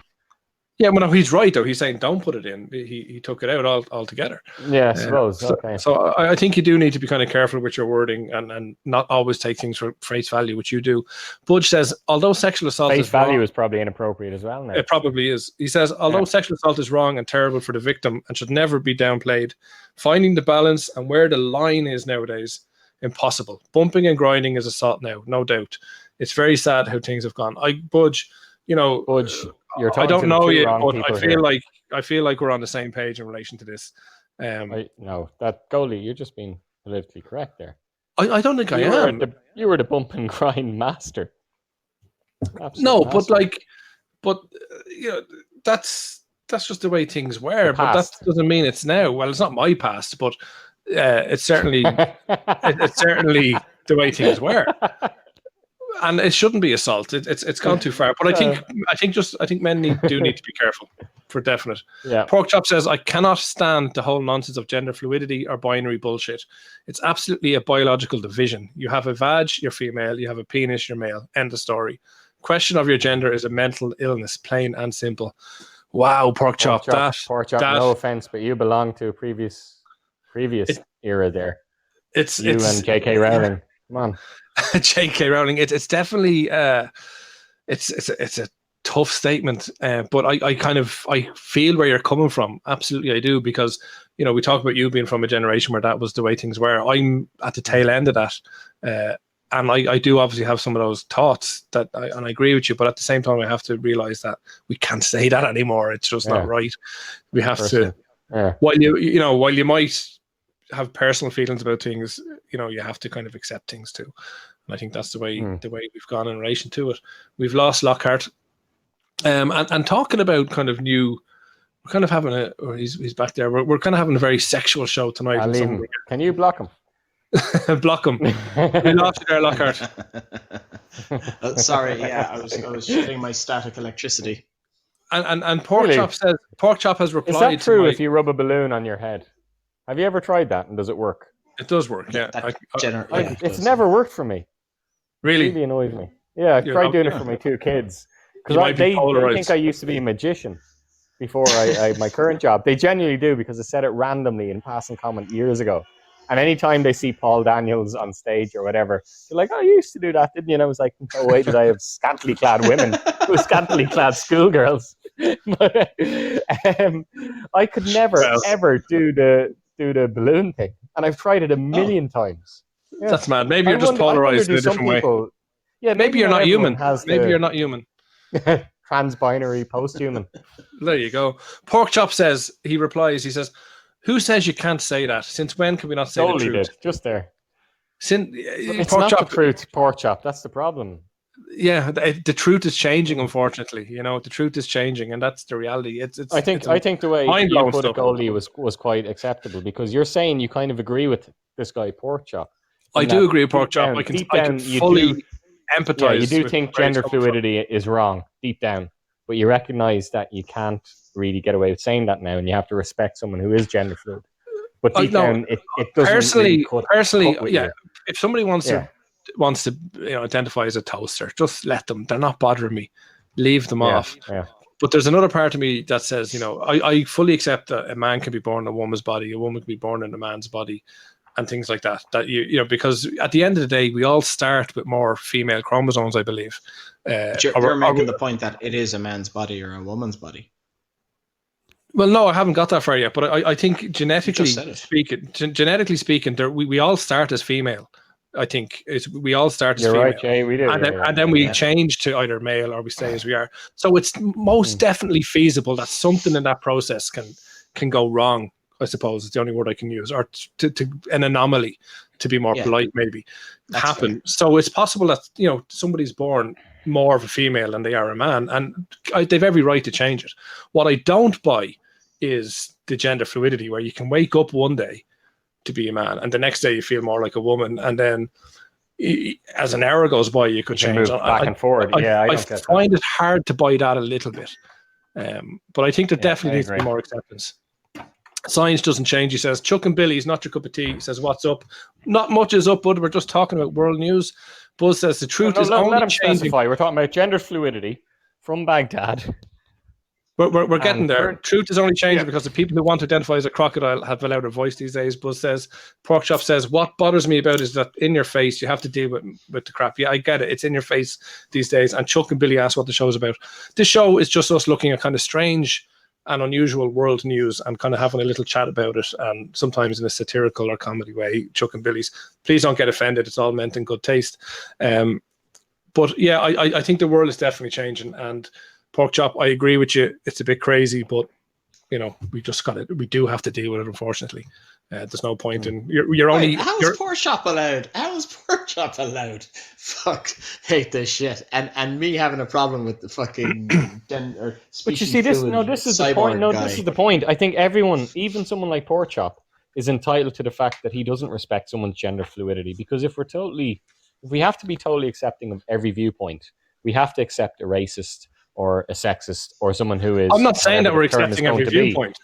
I'm not saying we that. have to accept it. We don't have to like it. I think we do need to accept it because not everyone has to accept. But I don't think pork chop is two of the best words in the English language. He's not getting any special treatment here. Do you know what I mean? He said something that I can empathize with, but I also accept that it has to change. And I'd agree with you. Yeah. Look, pork chop is saying how much respect. Chuck and Billy says we're a comedy show as well.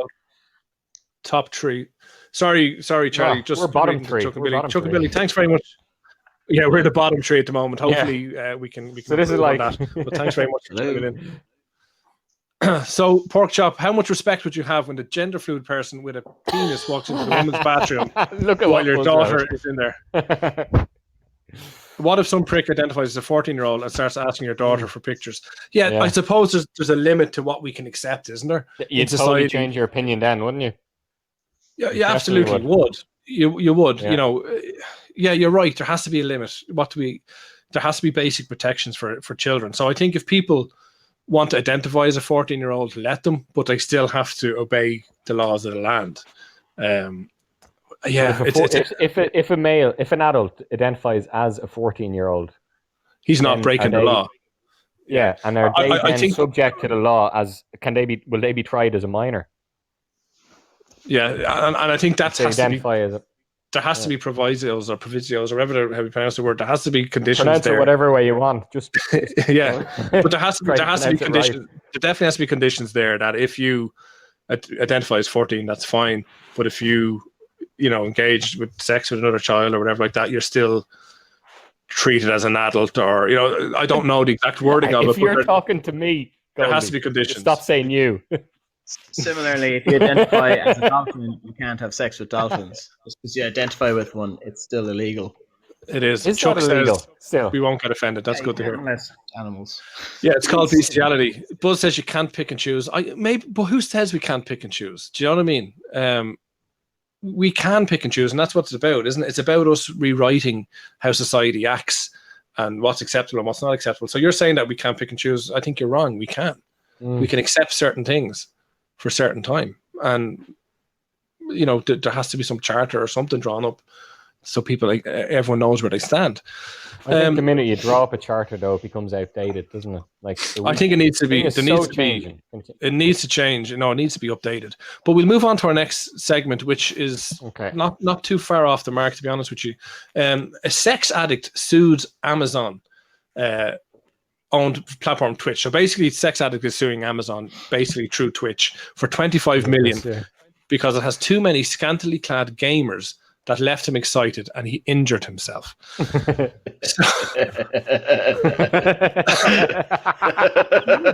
Was it you? And I love that they leave it vague. Yeah, this is why Goldie missed the show 3 weeks ago. I love that they left it vague that he's injured himself. Like we're all thinking the exact same thing. I know. But they just can't pulled himself raw, and he tore. That's what I was thinking. So his name is Estevillo. So Estevillo is following 700. Yeah, he's following 786 of the female gamers and 0 male streamers. 786 female his followers, and not one of them is male. Brilliant. And the list of women should have at least done like a few lads just to balance it out. He should have, shouldn't he? Yeah. Like, oh man, he obviously has it. So basically, his problem is, and if you're looking at our Twitch page, folks, you'll see some of the pictures. 25 million for tearing the banjo string, was it? Basically, yeah. Basically. Oh, so if you're looking at how do you put a price on your penis? Like? On tearing a banjo string? Yeah. Well, he says the content on this website caused him to masturbate so frequently that he's hurt his penis in the past. He alleges that he once ejaculated on his PC monitor, causing a short circuit and a small wow. fire. Wow, that's some serious volume and distance. Like, that is serious volume. Causing his apartment to black out temporarily. Like, what the fuck was he doing? But my thing is how much cum has this guy got? Because like if he's a sex I addict, immediately checked the website to see what the fuck was on it. Yeah, his Randy pastime was extremely painful and caused him redness and mild infections that forced him to use Neosporin on his tip to prevent necrosis. Okay. I had to look up necrosis. Okay, let's bring it back. His flesh is dying. And you know the sad thing is, this guy is sore, and he does have it. Like he's got a complaint that should be respected as well. No, most definitely. But for me, right, if you're a sex addict, if you can, lads, let's regain some control. Hold on, Goldie, before you go, the last paragraph says it also notes that this man has previously attempted to sue Nintendo, Microsoft, and Sony without success. No, he's a bit of a chancer. He's obviously a bit of a chancer and a bit of a nut job. But what I don't understand is, like, if what he's saying is true, like, if he's a sex addict, he's obviously having sex or masturbating quite a lot. So how does he ever build up enough cum to short circuit the TV? That's incredible. That's absolutely incredible. And Chuck and Billy says he's the type of guy that reads Home and Garden and makes the pages sticky because Martha Stewart is wearing a short skirt. You're right. I was that guy. Yeah, I was that guy. I used to love. Did you ever watch? Do you remember you'd get the holiday brochures in the door, or your parents would go and get the holiday brochures from the travel agent? So they'd be just a woman in a bikini. Yeah, you'd have like Falcon or Budget Travel or whatever, and you'd be going through the pages because in the background there would always be a woman that was like not sunny dipping. What do you call it? Not skinny dipping. Basically, when you're naked, sunbathing, naked. Yeah, isn't there a word for that? I don't know, but basically, they were topless. They were, that's the word I was looking for, topless. They were lying on the bed, topless, nudists. Thanks, pork chop. So you would literally be looking at every picture, looking in the background to see if you'd capture a nipple or something. I was that guy. I masturbated to travel brochures as a teenager. Yeah, of course, but like, presumably this guy isn't a teenager, is he? No, he's obviously a grown man. Yeah. But I think most of us as teenagers would have got aroused by anything. I remember when I was on holidays once with my family, and secretly, probably we've all done this, but seeing postcards of women topless. Yeah, and the playing cards, the naked playing cards. The playing cards, yeah. And you secretly buy them, and then your family's going out to dinner that night, and you say, "Oh no, I don't feel so good," and you stay at you like waste a whole night of a 6-night holiday. Yeah, I didn't know that you went to Wexford on your holidays. It was Wicklow. They had local Wicklow women. Yeah, because I've never heard you been on a bleeding foreign holiday. You fucking bogger. Wicklow is foreign to me. You can't say bogger anymore.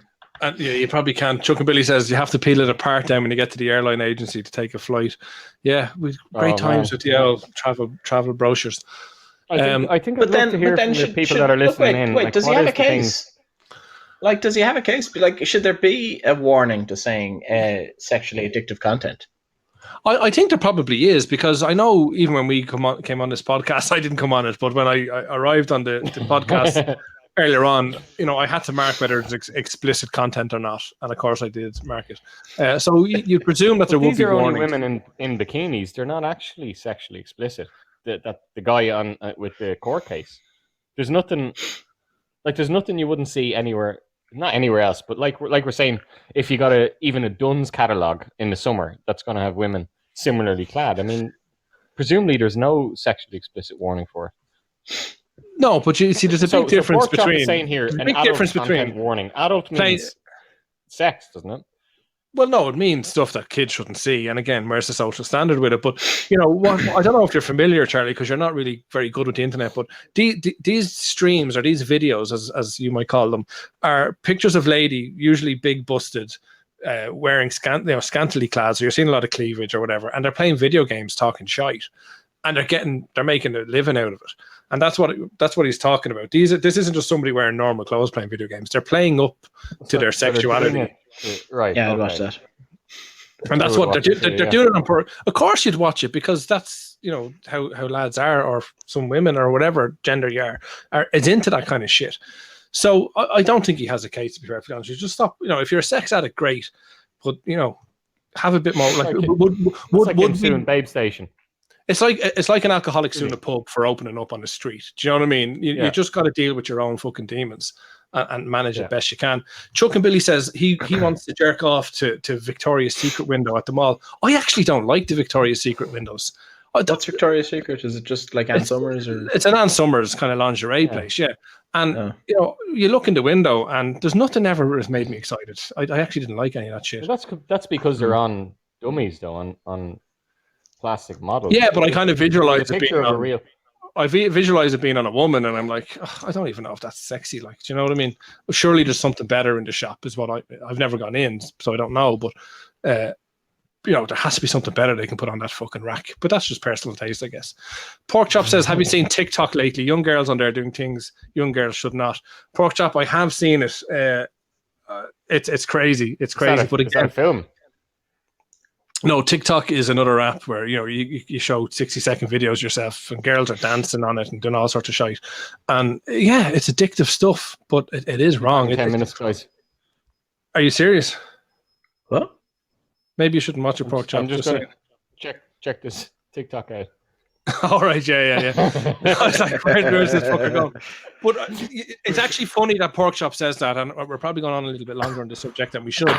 But I wanted to bring this up on a show previously. We talk about the fight for women's rights, and for them not to be just viewed as objects or as homemakers and things like that. And that's really at the fore at the moment, isn't it? Would you agree that the women's rights shouldn't be? The fact that they're more than that is right at the fore at the moment, and it's amazing how the likes of COVID, and I think COVID has definitely played a part in it. COVID has has made TikTok a success, has made Twitch a success, because people are at home playing games or making videos. They have nothing else to do.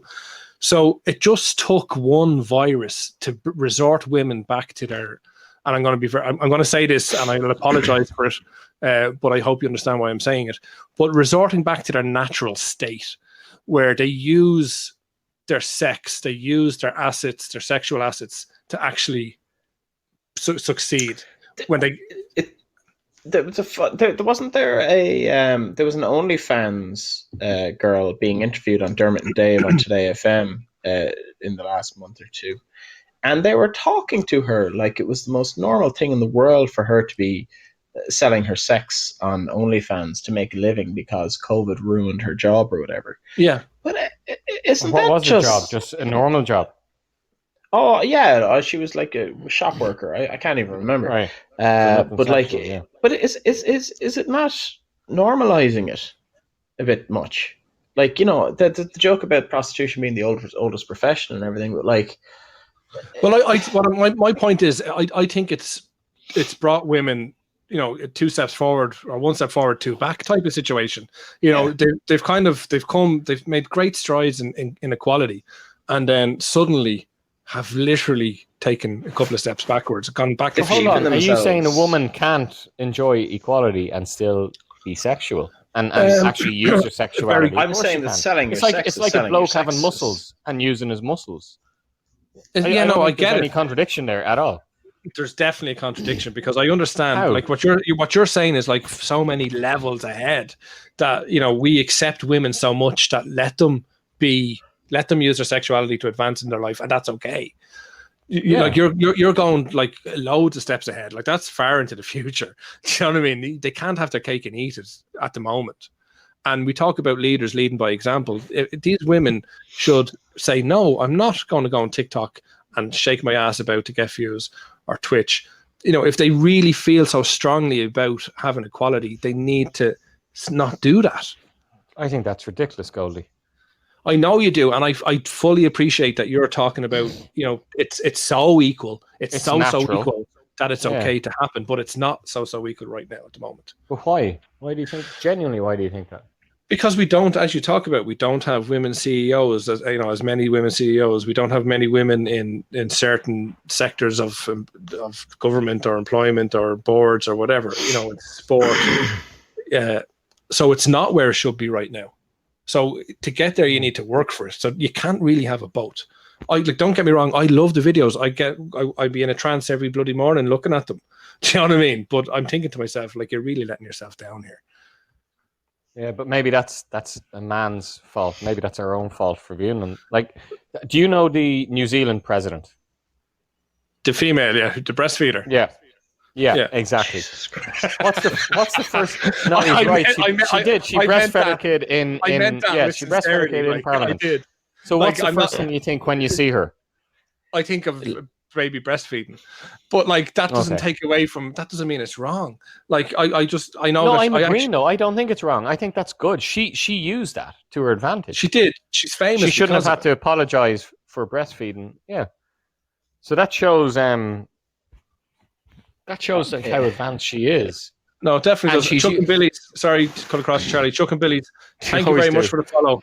And we definitely appreciate a shout out on your show, and we'll definitely tune into yours as well. Much, much appreciated. Thank you, Charlie. Yeah, it should be normal, shouldn't it? But she is famous for actually breastfeeding her baby. Yeah, and I was just going to say that I'm embarrassed to say, when I see her, the first thing I do think is she's really hot, as opposed to she's the New Zealand president or whatever. She's hot for a president. As world leaders go, and that's a negative. Yeah, and I should be moving beyond that. But you should be. But I do, because her, if you want to call it a stunt of the whole breastfeeding thing, has got her the world stage and the attention. And Australia. Do you think it was a stunt? No, I think some people will. I think some people will think it's a stunt. I think she was definitely aware of the reaction that would happen by her doing. I don't think breastfeeding should be a conversation or a thing in any way, shape, or form. It should just happen. It shouldn't be in any public way, shape, or form. It should just happen naturally, without conversation, without comment. Yeah, I kind of agree with you. Maybe, but I would 100%. If it happened in my work, I would comment. It should just happen. I didn't think it should happen, but you would say, "Geez, that's pretty weird." Probably shouldn't happen in places like schools or colleges, maybe. But actually, no, I take that back. It should happen everywhere. It should just happen, without comment, without social border. It should just happen. Totally. I don't think it should be a stud. It should be 100% natural. It just shouldn't be a thing. If a baby wants food, it's there, and it is an attractive organ, and genetically we're configured to find an attractive match. But we got to get over it, Yeah, but I think I don't think anyone would find someone breastfeeding sexually attractive. I think it's more. No, it definitely will. There's definitely going to be people that are going to be attracted to women breastfeeding. 100% it will. Can I ask you guys a question on this topic? For anyone, I was going to say a bloke, but for any human to urinate in public is an offence. Am I right? Is it? It would be, yeah. Yeah. So why is that? Because that's another very natural thing, obviously. Oh, but a woman is allowed to ask for the guard's hat or the policeman's hat, kind of thing. Is that a thing? No. Let's say I'm doing it in a corner, so no one can actually. I know it's an offence to show your genitals or whatever. Let's say you're urinating, but you're turned away from everyone. But it's obvious what you're doing. You could be potentially transmitting disease. Yes. Yeah, well, it's a public health offence. It's illegal. You're causing harm to somebody at the end of the day. But let's bring it back here to Made of Mine. Bus says Made of Mine was almost making 10 grand a month on OnlyFans. It just shows you the supply or the demand for it. 10 grand a month. 10 grand a month. Yeah, it's safe for her working. Just doing this from her own home. Just from her own home, making so much money from it. So I really don't think you can have it both ways at the moment. I think you need to work for it.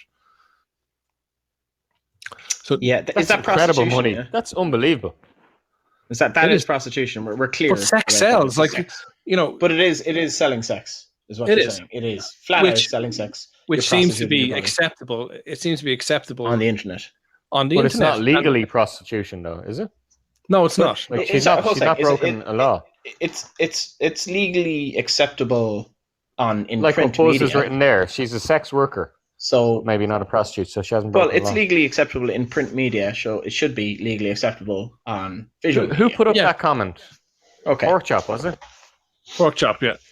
So I'd love to know if his friend or her friend pays tax on that 10 grand. Like, is that her She has job? to. Of course, she has Like, to. Fuck, the banks will investigate her for any amount of money like that going into her account. Yeah, she will have to pay tax on it. so then that's brilliant. No, it is, but incredible. and fine, and more power to them. But don't turn around and say and complain then that men treat you like sex objects. Don't complain that men whistle I see what you're as you saying. walk down the street. Yeah. Do you know what I mean? You can't have it both ways. If you want to make money by stripping on the internet, no problem at all. But don't turn around and blame society for carrying that on in other avenues. Do you know what I mean? No, I disagree, Goldie. So that one girl can't complain. Just that one girl who's making money off her body can't complain. But then her next door neighbor who isn't selling her body on the internet can complain if men whistle at her. Because I know, and isn't this my whole point? Buzz says it's on her terms on the site, and there's a difference than in her private life. But we talked about politicians not being able to have a private life. So if politicians want to lead, and we talked about this earlier, I don't know if you're on, but if politicians want to lead, they can't do certain things. They can't, there's certain things they can't do as a result of being in the public limelight. So if you're going to be one of these girls that is going to use sex to earn her living, well, then you can't have it both ways either. You can't walk out onto the street and not have all those things. To me, I'd agree with that. Yeah, but obviously the guys that whistle at her don't know whether she's exactly. So this is my primary point then, in the sense that if women as a whole, I think, and we've accepted that 2020 and 2019 has been all about the year of the woman, and them getting more equality and stuff like that.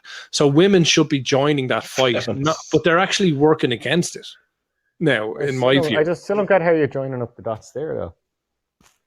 Because if they want to achieve this state where they're not seen as just sex objects, they're not seen as just homemakers, and they're valued as equals and equal pay and all that kind of stuff, well, then they need to stop doing the things that traditionally gave them that stereotype in the first place. Do you know what I mean? Yeah, but if a handful of women do it, you can't blame all women. It's hardly a handful. No, you definitely can't blame all women. Okay, not a handful. You can certainly condemn the ones that don't join in that fight. What? You're saying the old lady can look down the glasses at the young hot one shaking her tits? Yeah, I think one day we'll get to the point that Charlie talks about, that it will be okay because there will be all that equality. And then if you want to go off and Goldie, welcome the new guy to the studio.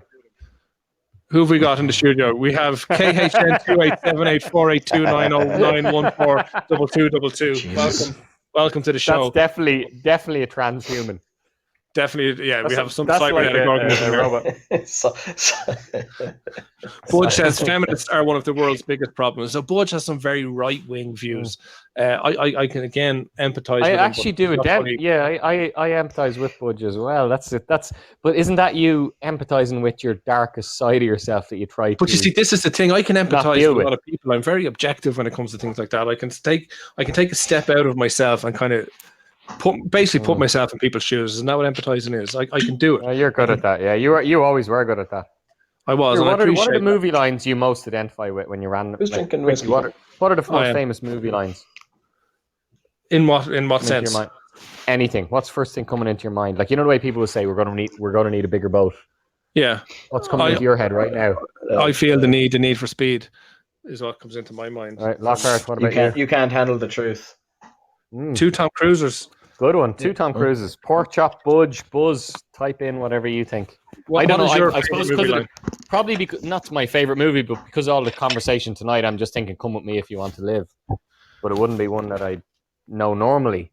But just because of the way the topics have gone tonight, And I actually heard someone say it a few weeks ago as a joke. Yeah.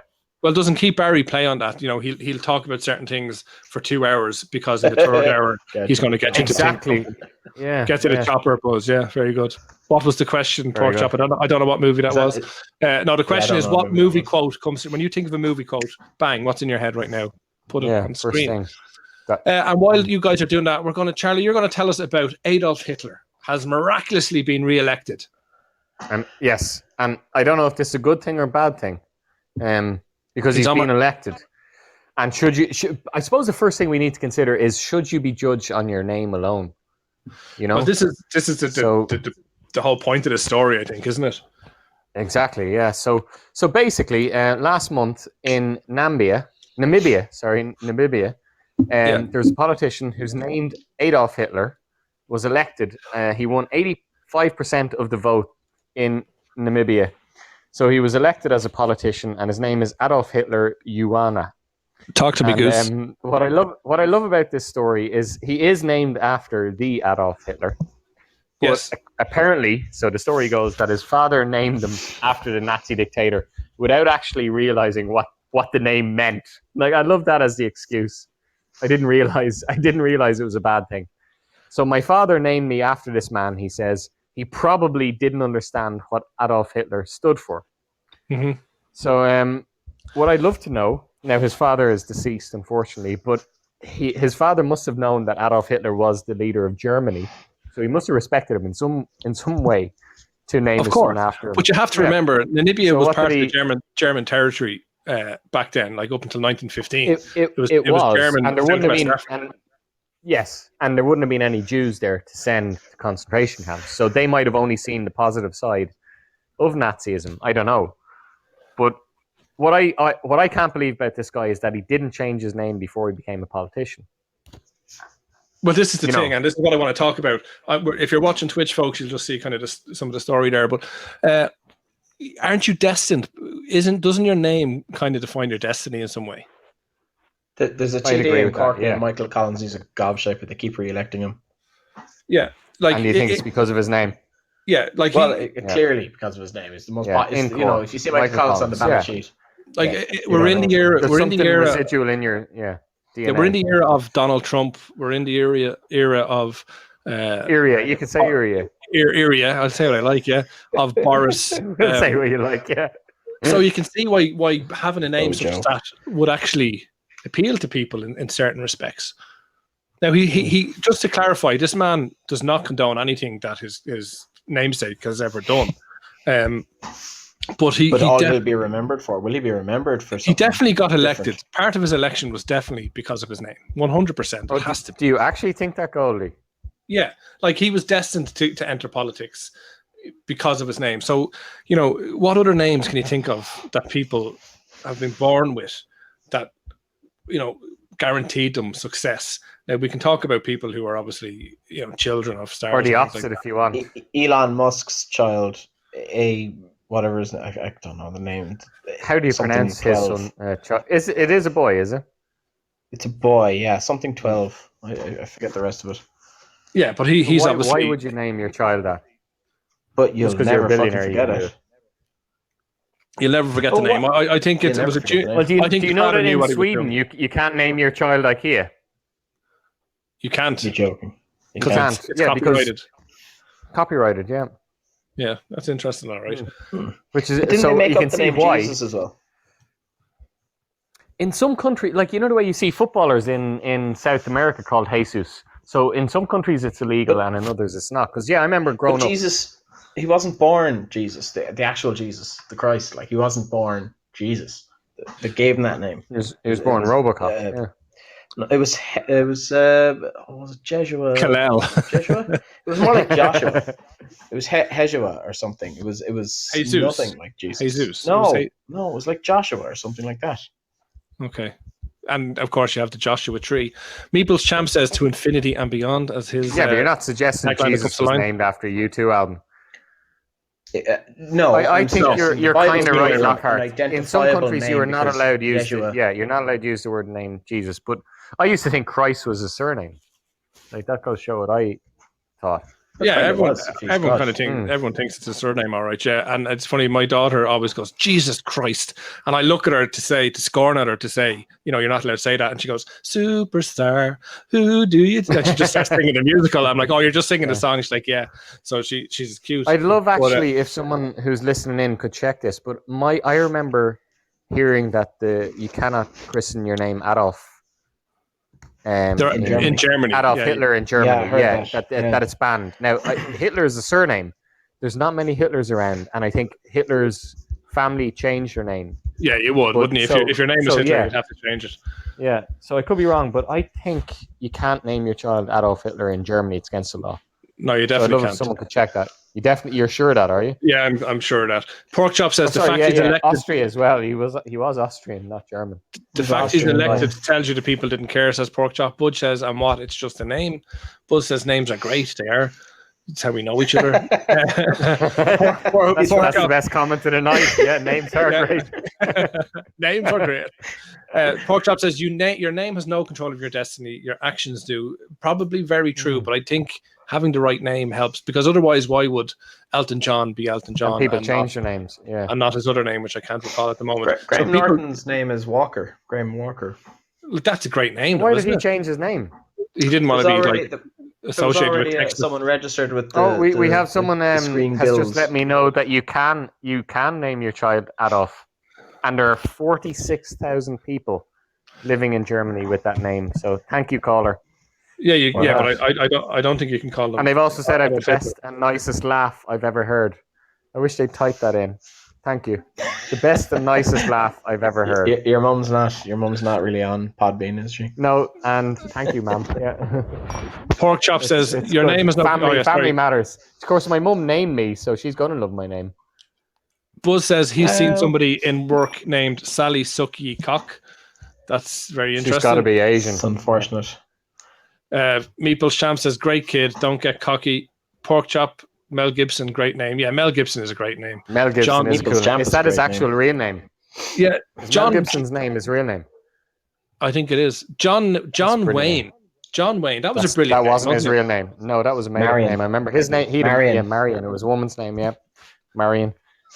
So he had to change it. Can you imagine? But when you think of John Wayne, you just immediately think of a cowboy, don't you? Like I always kind of thought that. I always thought that John Wayne was actually the name of the character, not the actor, as a kid. Do you know what I mean? Because his name was just so synonymous with cowboys. Did your dad like John Wayne and Western films? Like, did you grow up watching them? I wouldn't say my father was into them, but no, I certainly would have watched some of them. All right, yeah, for sure. John Wayne. Pork Chop has said John Wayne equals badass. Yeah. Yeah, no, it definitely you know does. What? And I suppose in our generation, I'm thinking John McClane equals badass. Was it John McClane? John McClane, was that his first name? Yeah. He was a badass, yeah. Maybe John is a good name. Mel John is not a bad name. We're going to move on to one of our final stories of the night, folks, and it Nakatomi Plaza. I haven't heard that phrase in a long time. I know. You know the way people have a debate, like, is Die Hard a Christmas movie or not? How do you guys stand on that one? My brother watches it every Christmas without fail. Yeah, no, it's most definitely. They're all set around Christmas Eve and Christmas Day and stuff, aren't they? You know, it's always Christmas. Is that what makes it a Christmas movie? Yeah. And the final song is a Christmas song, isn't it? The end credit song. In the second one, it is. Yeah. Let it snow, isn't it? Yeah. Let it snow. Yeah, I love that bit. So, yeah. You know, so it most definitely is a Christmas movie. But folks, we're going to move on to the mystery of the monoliths. If only it were aliens. So I think you guys are aware that across the world over the last couple of months, these kind of metal structures, monoliths, have been appearing in strange places on top of mountains and deserts, and people think it's alien in origin because of obviously the great movie 2001 Space Odyssey had this kind of monolith. Have you seen this story? Yeah. What you're thinking? Well, the artist for the original monolith came out and said he installed it years ago. It was only noticed this year. But are you serious? Years ago? Yeah, like 6 years ago or something like that. It was recent enough. But are we that bored? I suppose we are. Like, as a society, we're absolutely bored off our rockers this year. Like, as a world. We're coming up with we're coming up with stuff because we were kind of following it, weren't we? It was kind of like, where will it appear next? And it appears somewhere. So people kind of, I think, just got on board with it. It's obviously most definitely. I was fascinated by this story, though. I genuinely was. It was a relief from COVID-19 how many people contracted it today. Yeah, so and I think when the first guy was it Eastern Europe? Yeah. That was the first Wales. Was it Wales or somewhere? I'm not entirely sure.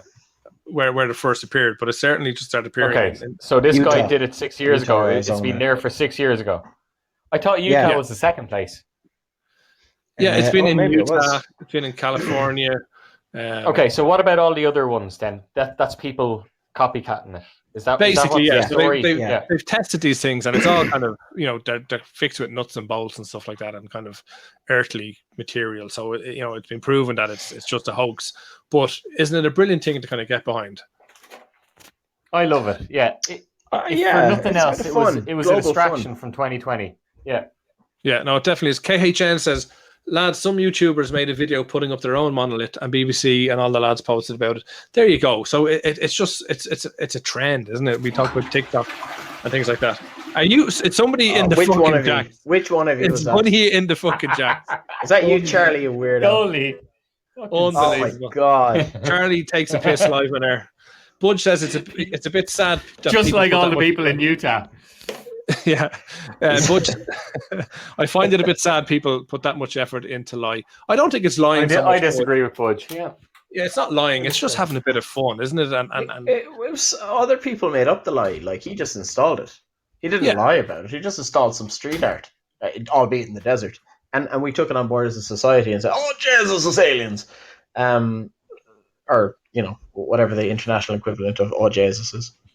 Yeah, and one second clickbait. I was thinking, clickbait. Is this possibly? I don't believe in aliens visiting Earth. Obviously, I believe in the existence of aliens. But for one second, I did. Yeah.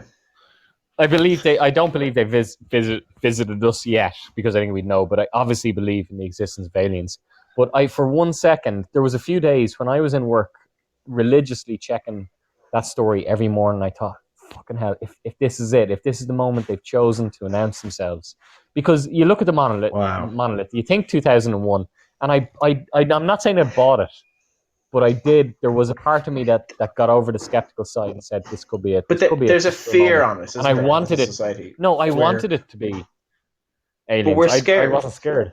Well, if you think about it, we kind of hope things to be true for a little second. Do you know what I mean? We look at it, and the childish part of our brain, or the fantasy part of our brain, kind of thinks, "Oh my God, what if this is true?" And then it takes maybe a second, it takes a second or two for your normal intelligence to kick in.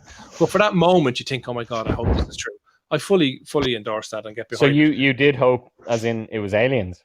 Yeah, I did, because at the start there was very little known about it. It was just this thing appeared and nobody knew anything about it. So it was a lovely story just to change. Built excitement. Yeah. And do you agree that for 2 weeks, maybe it changed the narrative of news in 2020? It definitely did. It didn't last, unfortunately, but it was refreshing. It was positive. Yeah, it was totally refreshing. KHN says Donald Trump is an alien, lad, and if you're only lying to yourself if you think he's not. And it's funny that you say that, because I was reading something this week about Donald Trump. Lockhart, can you go easy on your mic there, please? Sorry. Yeah. I was reading something about Donald Trump this week, and the conspiracy that he's actually not an alien but a time traveler. And there's a book that was written in 1901 called The Last President. Have any of you heard about this? No. So I can't remember. Somebody might look it up there for me, the author. The Last President, 1901. If you just Google it there for me and give me the author's name. They wrote this book, and it's about a time traveler guy called Trump. Literally Trump. What's Donald Trump's son's name? It's actually his name. Barron, isn't it? Is it Aaron Trump? Maybe Aaron Trump. Barron. That's exactly it. Barron Trump is in this book in 1900. You're kidding me. 1901, this book was written. Yeah, and he travels back in time to become the president, and he's told to do this by a secret character called the Don. And you're kidding me. No, and in the story, it is true. And in the story, he divides America so much that he is actually the last ever president of America. That society divided itself so much and went into conflict with each other that all government kind of broke down. So he was the last president. I'm not saying you're lying. Wow. But if that is real, wouldn't we all be talking about that? Look it up. Like, that's Google such it right a huge now. thing. A book that was published 120 years ago. I think it was like a series of about 3 Donald books. Trump. Yeah, a series of 3 books. The Last President and some other things. Somebody else might bring it up. That's there. That's amazing. If that's true, that's crazy. Buzz says Ingersoll Lockwood telling me is the author.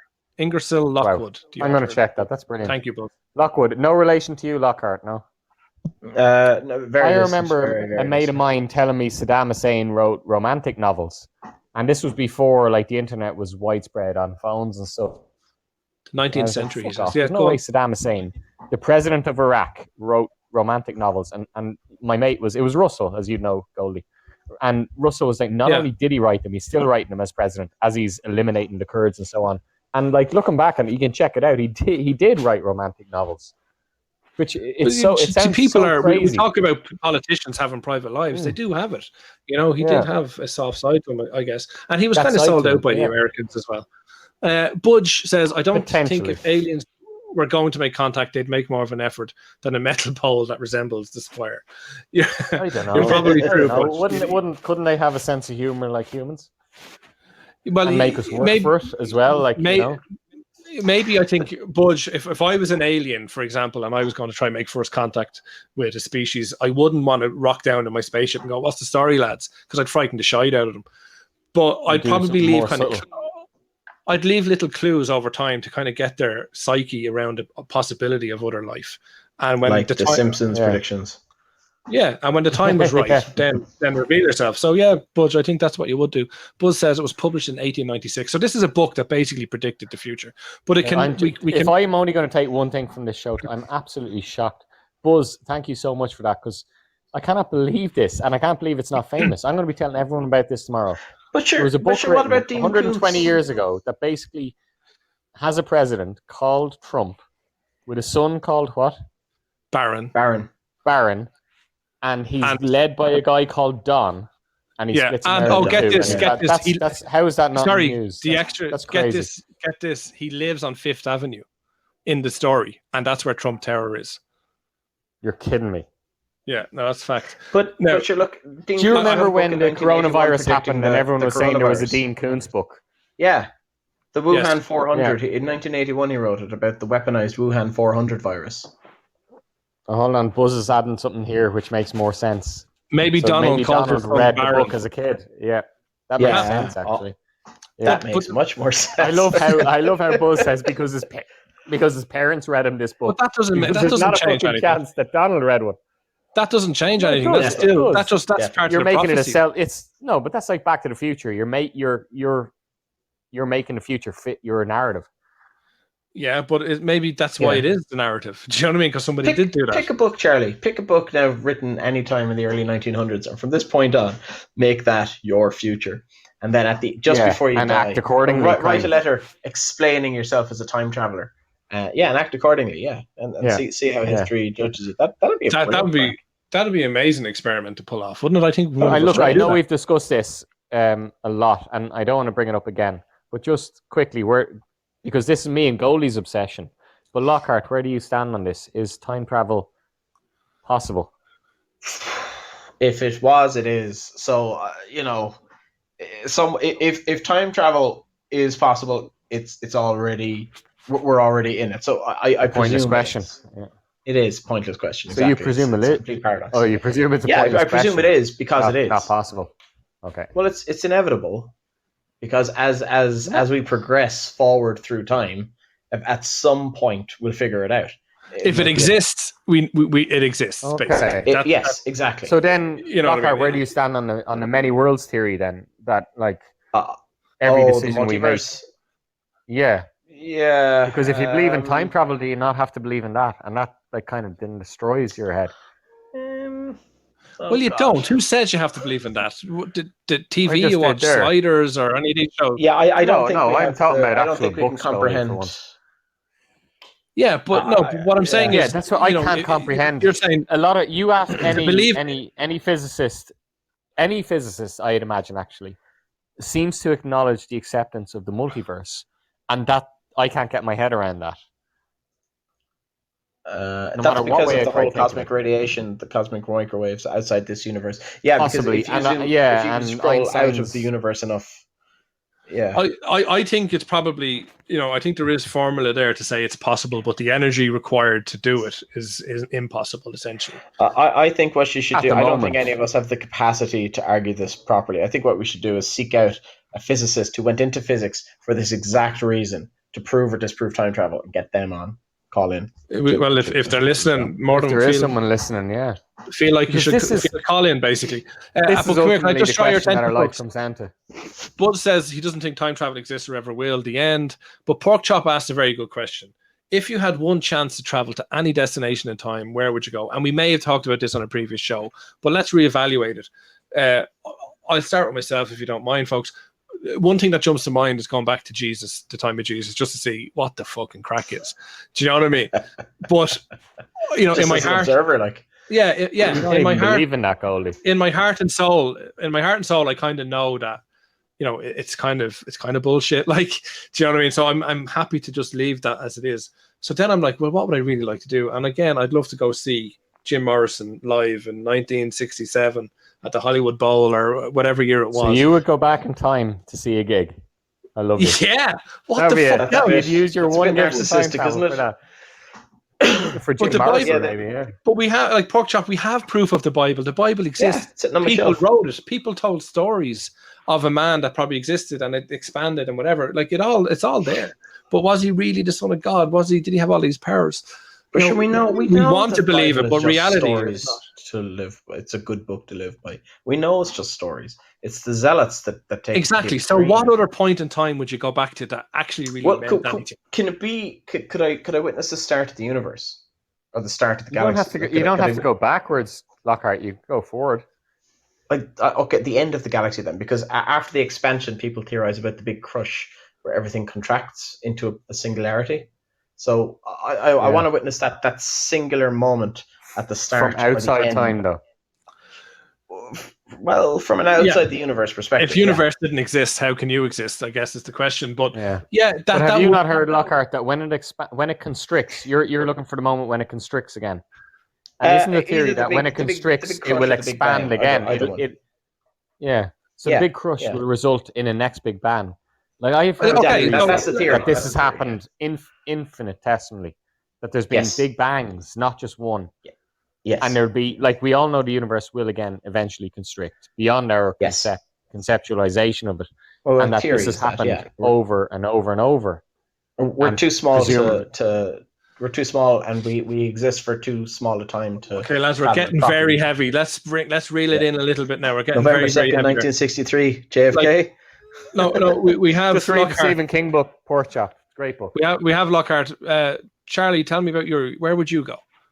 I'd go to the moment my dad first cheated on my mum. You watch it? But I would if I could time travel. What would you do? Is that your own conception? Jerk off, yeah. Yeah. Okay, that's interesting. But I'd say like father, like son. But isn't it a big fuck you to the universe? You have this entity comes to you and says you can travel back to anywhere you want, and you're like, fuck you. Let me see my Charlie, dad. Imagine if you went back and there was no one there. And it was just and I was wrong the whole time. And it was you the whole time, and you ended up going back to your mum, and you were your own father. Oh my god! Me and Goldie watched a film about that with Ethan Hawke. The Premonition or something. I remember like that. Yeah. He's his own. He's created his father and mother are the same person. Yeah. Brilliant. If my father, a man with a low IQ, if he could achieve that. He had us all fooled. But he's already done it. You've done it. Yes, he has created the singularity. Those are very... Weetabix congratulates you. Okay, you've just revealed a lot of information there. But yeah, it's 3 very interesting times that we go back to. Buzz says, if Harry Potter was written and hidden in a cave for thousands of years, would we believe it's true? Maybe society will believe it's true if if records are lost. Do you know what I mean? If there's some cataclysmic event, they could find this and think that there was a time when this stuff existed. Yeah. Absolutely. Buzz, can I just speak directly to Buzz? Buzz, believe in magic, you muggle. Benji Boyle says, Jesus, Goldie, a concert. I know, but where else would you go, Benji? Pork Chop says, my chance would be to... Benji, ask Benji about this one. I'm going back to meet a dead ancestor to stay there. What's that refer to? And Benji Boyle says, oh my God, stay there. What does that refer to, Benji? Talk to us about that. Fascinating. Benji, call in and tell us briefly about that. Ring. Jesus. Was he down? Like, that's fascinating. Actually, no, don't let him. As in, don't emigrate. We could have discussed this for half an hour. That had so many possibilities. Don't emigrate. Yeah. But you wouldn't, Benji, maybe you wouldn't exist if that was the case. Benji, you and I would have ended up together then. I've quite always possibly. That. Yeah. You wouldn't exist. This is way too deep. Benji, wow. I'm sorry that life Benji, don't deny we didn't want each other. We felt this a long time. How many times do I wake up in the morning and before I get out of bed, go check your Facebook and say, just this one last What could have time. been? Just one last time. Very, very good. Very good. Okay, folks, we are going to move on. We've only got a little bit left in the show. We're going to move on to, I think, Lockhart's most favourite part of the show, and it is, oh, I'm an agony. And before we go, have you listened? Have you listened to From the Oust House yet? I have listened to parts of it. Yeah, it's very, very It funny. is so funny. Partridge's Yeah, new it's podcast. brilliant. It's very, very It's good. funnier the second So this is the time. part of the show where I act as... Okay, we will watch it. I act as an agony aunt, and one of you viewers, our listeners, has written into us this week. And what did they write in to ask Goldie? Actually, I wish we had discussed this earlier because it ties in with two stories earlier. But I'll just read it out anyway. Dear Goldie, Okay. I was invited to my mother's house for Christmas this year in 2020. It is the first full year that I have identified as a transgender female. My family have been incredibly supportive, especially my mother. She even helped pay for my transition. However, when I opened my Christmas presents, I noticed this year that all of them were for females. For males, not for females, as I requested. I was hurt, but did not say anything. Am I wrong? Okay. And what's this person's name? Good question. It's been left anonymous, actually. That's interesting. Anonymous. Okay. Yeah, so no female Okay, or so male dear, one. And I don't know what the presents were either. Okay, so dear Anonymous, first of all, thanks very much for writing in to Agony Aunt. I actually want to say this, and I don't, but I'll say it because I understand that it's somewhat offensive and the typical answer, but I'm going to just say it to illustrate the point. When you say you're transgender female, I think the first question that comes to people's mind is, what does that actually mean? Are you a man that became a woman or a woman that became a man? And I know the answer is that you were once considered by society a man and you're now a woman. I see what you so mean. You're female. Goldie, yeah. Do you get me? Yeah. So I just want to. We hadn't had the last understand bit of the letter, we address. wouldn't have known. Yeah, I get what you mean. Actually, yeah. Well, no. If she was just a female, she'd be just a female, but she's a transgender female. You know? Yes. No, I get what Goldie means. You're always female. You're always female. No, your Goldie, you're saying is you don't know but I if just she was wanted born a female and is now male. No, I do. From the moment she said it, I knew she was female. Like, that used to be considered a man. I get that because I understand what a transgender female means. Whereas I know there was a time when I didn't understand what that meant. I'd always query it, and I know other people query it. Okay. So, I just want to relate to that kind of misconception. Sorry, I get you. Yeah, I get you. But was it disrespectful for the person to buy you presents that would be considered for males? Oh, Isn't that kind of a contradiction? Isn't it kind of a contradiction, though? Because we talk about, it doesn't matter if a boy plays with a doll or if a girl plays with Action Man. That's okay now, and we don't associate toys as being male or female. More and more places are stopping for boys section or for girls section. It's just a kid section. We do, but we're losing it. So I think she's a bit stereotypical to look for the respect and recognition, but not accept the other side. Well, we don't know what the items were that were bought. Like, maybe they were. Yeah. But what would be wrong? Tell me a present that would be wrong. Okay, so she's a female now. Penis enlarger. Right. So what? What did Lockhart say? Penis enlarger. Yeah. Okay. Yeah. There you go. I know. It's being facetious, but there you go. Yeah. A fleshlight, as Porkchop says. Yeah, like they're... Okay, so Porkchop says, let me just address that, right? So Porkchop says fleshlight. So maybe his mother, or her mother, was aware that she still had a penis. So, that would still pleasure you. She's paid for the transition. Yeah, the mum helped pay for the change, yeah. But had the transition occurred? Maybe there was... I don't know. I'm guessing it. Maybe there was... Well, regardless, she requested it all. She obviously requested to her be a family, female, and all presents be for females. But I So think she's that's made this- hypocritical. Okay, think I that's do hypocritical. get what you're But saying, Goldie. I get what you're this is her saying, but are you not first- just? Come on, the mum This is should her have been first more Christmas sensitive at home with her family. as a female. This is her It's first go- Christmas at it's home with gonna her be so family awkward, yeah. as a female, and it's very sensitive, and it is all about her. And normally, I hate this Yeah. conceited bullshit, me. But in this particular instance, first Christmas with her family as a transitioned female, it's got to be sensitive. It's got to be all about her because it's the elephant in the room. It's a question on everyone's mind. So Yeah. whether she'll definitely that's talk true. about it. So why it would be a bit absurd for the family not to recognize it and appreciate it and take it in, especially if the mother especially is accepting of it. Yeah, where, Well, as you're in damned she's, if you she's do it, all, man, because like what Lockhart is saying. She's already the mum is already seemed to have recognized it. and So supported can I it. just ask a question, So, yeah. Lockhart? Would, if she purchased, instead of a fleshlight, if it was a vibrator, would that be more acceptable? Well, it's her mother, so Well, like no. Porkchop said, I yeah, don't this is think a it's gift acceptable for her yeah, mother in any situation Yeah. to buy her a vibrator. I don't think Porkchop got that when she asked the question. But at the same time, Porkchop, what's the I age? But yes, that obviously would have been more acceptable. Strange stuff. Benji Boyle asked the age. We don't know the Pork- age. The remaining Benji, anonymous. are you asking But what my age is? You know what my... I'm 41. I'm 41, single. white, Charlie, will you stop coming on to Benji, please? permanent. No, I think job. Coming on to anybody. I think to answer the question to anonymous, I think pensions. no, I don't think it is rude, and I think you need to just take a step back, and you need to just realize that it's perfectly acceptable to be who you are, but that doesn't mean it's not difficult for other people to need time to realize it. So, no, I don't think you should be offended. I think that's fair. I think that's fair. I think you need to just give people a little bit of leeway to kind of come to terms with this, and in time, they'll know how to address you in the correct way. And Goldie, Yeah, Goldie, I I think agree if you with want- you, but if you what I'm want to be confused by accepted, is this person, this female, is saying that her mom totally supported her already.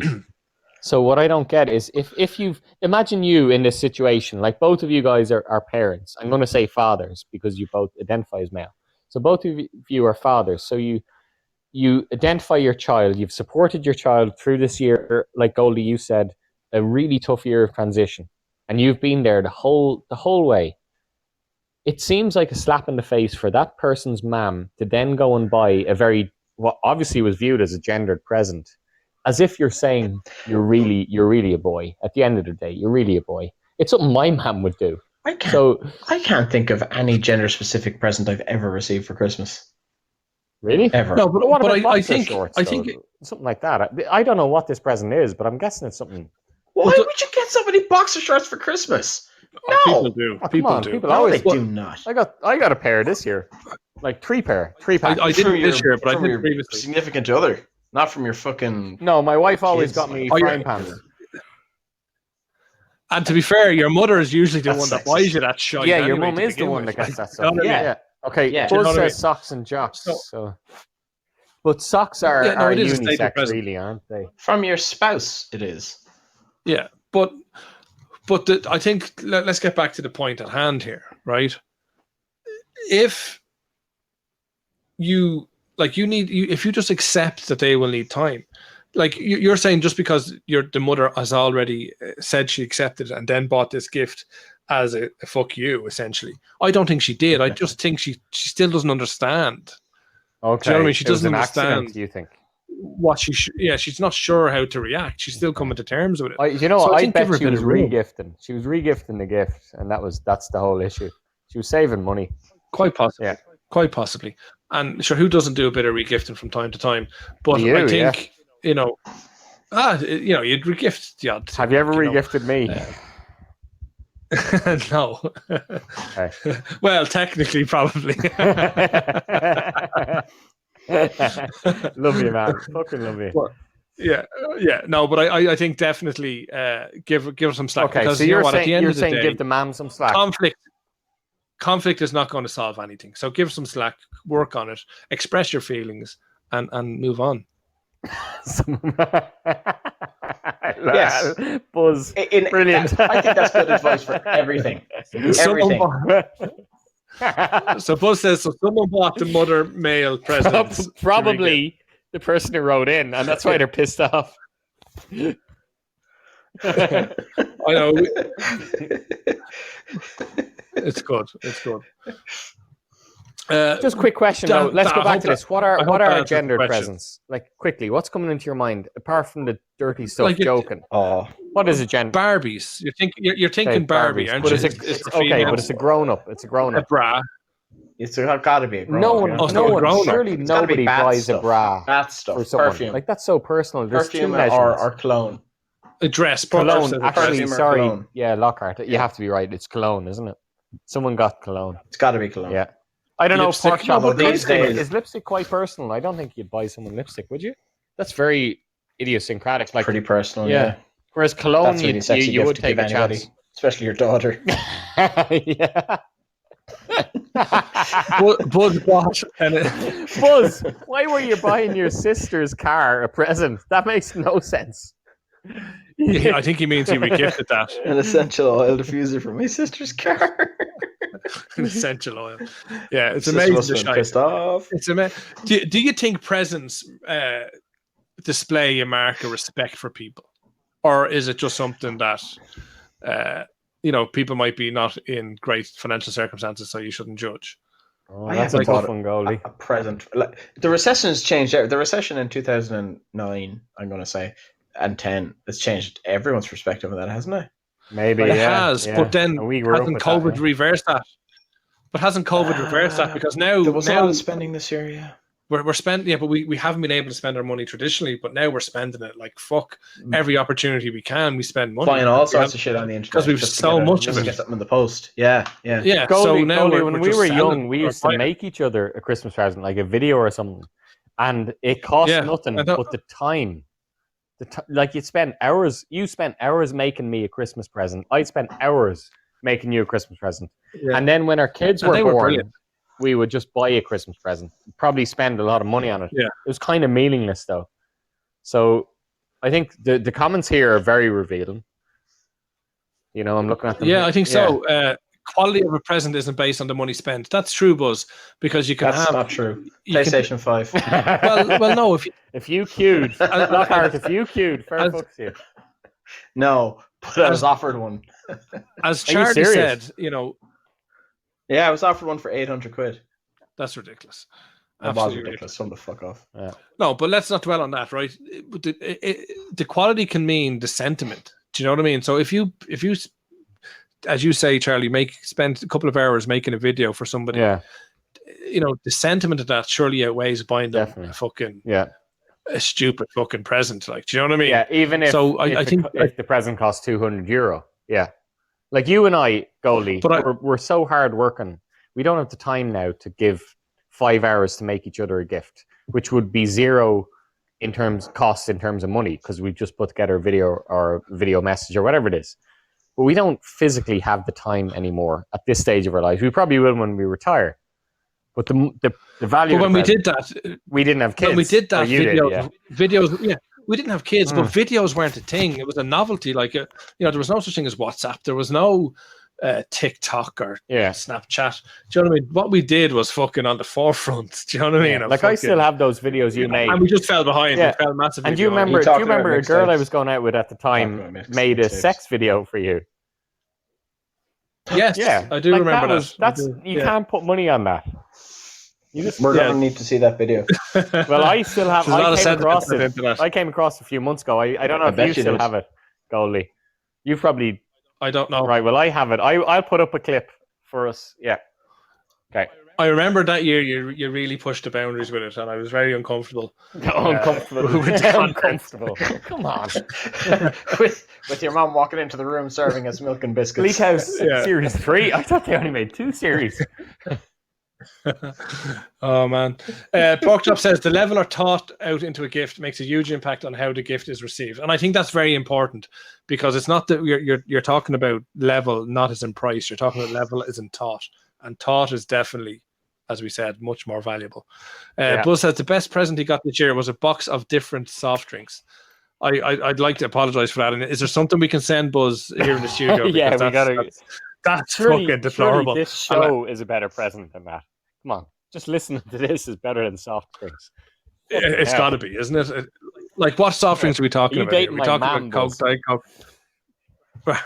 Do you remember your mother used to give us something out of the hot press every year? Yeah. Something that was just lying I in the still back get of the hot them. press. She still has stuff she hasn't used up yet. I got like memorable moments of 2013 as a DVD this year.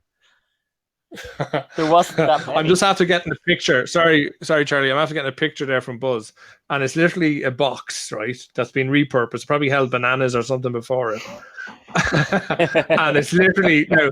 I'll send this on to you in the group, but this is not even like neatly packed or anything. Now, I'd like to pretend or imagine that before, that when you opened it, that's what happened. You kind of, when you opened it, you kind of just hooked it all back in, and it wasn't presented I'd fucking to you like that. love to get that. Yeah, it's good. Like, there's not like there's Lucasade, there's Pellegrino, That's awesome. Lilt Sunny right on the D, top.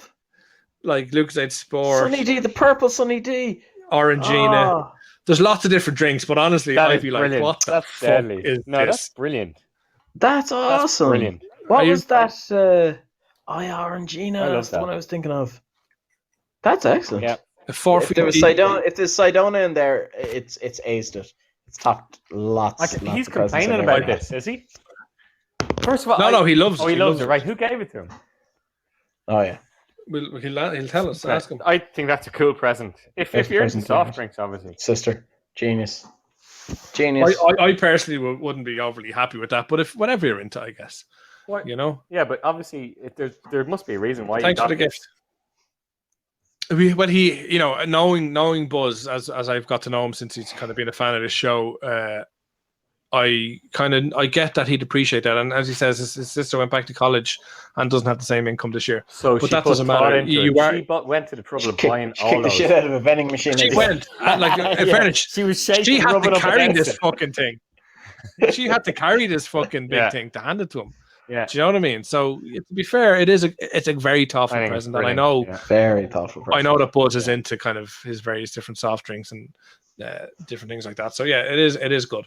We're going to move on to possibly the penultimate segment of the show, and it's called Charlie's Conundrum. So this is where I ask Charlie. This is where I that each time, or is that recorded? I do it each time. It's live every time. There's full heart and soul goes into that. I would one day like to get a button that I can press. I might just press a button and it does that for me. But no, like you did with the toilet flush. Yeah. Yeah, I like to do it. I like to apologize for that toilet flush. That was a good sound effect. Folks who are listening for the first time, Charlie's generally washing dishes or flushing toilets or doing some other household chore while he's live on there. But no, we're going to go into your conundrum for this podcast, Charlie. And imagine you're a doctor. You're in a hospital, okay? And a man comes in to you with HIV. And he has some other disease that you can give him medicine for, right? To cure him. But he reveals to you, he says to you, listen, doctor-patient confidentiality. I'm going to get out of here now when I'm better, and I'm going to have sex with as many people as possible and infect as many people as I can. Right? What would you do? Now, you can't breach your doctor-patient confidentiality, so you have an option that when you give him your medicine, you can put a poison in it that will kill him. And you'll save everybody that he wanted to infect. What do you do? Do you let him go, or do you kill him? Oh man, is that criminal? Benji Boyle asks. Oh yeah, well if you poison somebody, wait, hold on. If Benji Boyle asks a question, I'm the one who answers it, isn't it? Well, if you want, yeah, it's your answer. Benji, let's discuss this off air. Okay. Are you not allowed to report him for hurting other people? Are you allowed to report him for like attempted? Well, I think what Benji means is that obviously she thinks it's murder, but if you transmit a sexual disease to somebody else, is that a criminal offense? I think is what she means. And it is probably. To answer your question, the answer is yes if you knowingly do it. Okay, but is the doctor allowed report you? Okay, so you're asking Goldie, what would I do? That's the hardest conundrum I'm asking you, question what would you've you ever do? asked me. So As the doctor. as a doctor, but also as a human, though, Lockhart. Also as a human. Yeah, but in this case, you have a Hippocratic oath to do no harm. Yeah, but I don't want to But be it a extends hypocrite to the general population. because Yeah. knowing what's going to someone's actually told you what they're going to do. So I think I can definitely. It's a really good question, but I think I know definitely what I'd do. I would report that person. Yeah. No, You'd report the person, so you wouldn't kill them. No, I wouldn't. I don't think I could do that. We've discussed this loads of times. The only person I'd ever kill is if someone ever hurt my kid or your kid. We'll do that. So someone who's talking about killing someone in the future, no, I'd report them. I'd definitely report them. Even if I lost my job. Does a priest not encounter this dilemma all the time? Yeah, but that priest that did that to me is dead. Oh, sorry. Also, it was negative. No, do people not confess murders to priests all the time and then say, "Yeah, I'll probably do it again"? Do they not have to deal with that all the time? No, I think there's definitely. You see, we're talking real world here, but like in real world, there's obviously exceptions where you can break it. But I suppose if we try apply that here, if you do break it, Charlie, your doctor-patient confidentiality, you risk your career because if this person actually doesn't go to kill anybody and doesn't even, it can't be proven that he said it. Okay. Like you what, have now like what you're saying is, what if it was a journalist that was testing how seriously do doctors? Now, Buzz says Hippocratic oaths aren't taken anymore. I'm not sure if that's true, but it wouldn't surprise me actually. Well, it's not taken by him, but he's not a doctor. Are you an accessory? That's a good point. By inaction, are you an accessory? Because you knew it would happen. Like, because you knew it was going to happen, you told it was going to happen, you did nothing to stop it. Interesting. Were you complacent? There's lots of ways to look at it, folks. Charlie, you're saying that you would report I would, yeah. But you wouldn't kill him. No, I don't think No, I couldn't. No, yeah. No, couldn't. Okay, you'd risk your career and your family's livelihood, is what you're saying. Well, I wouldn't what about an anonymous phone call? But I would definitely do something. Yeah, I would. I would report the person. Wasn't this in Spider-Man?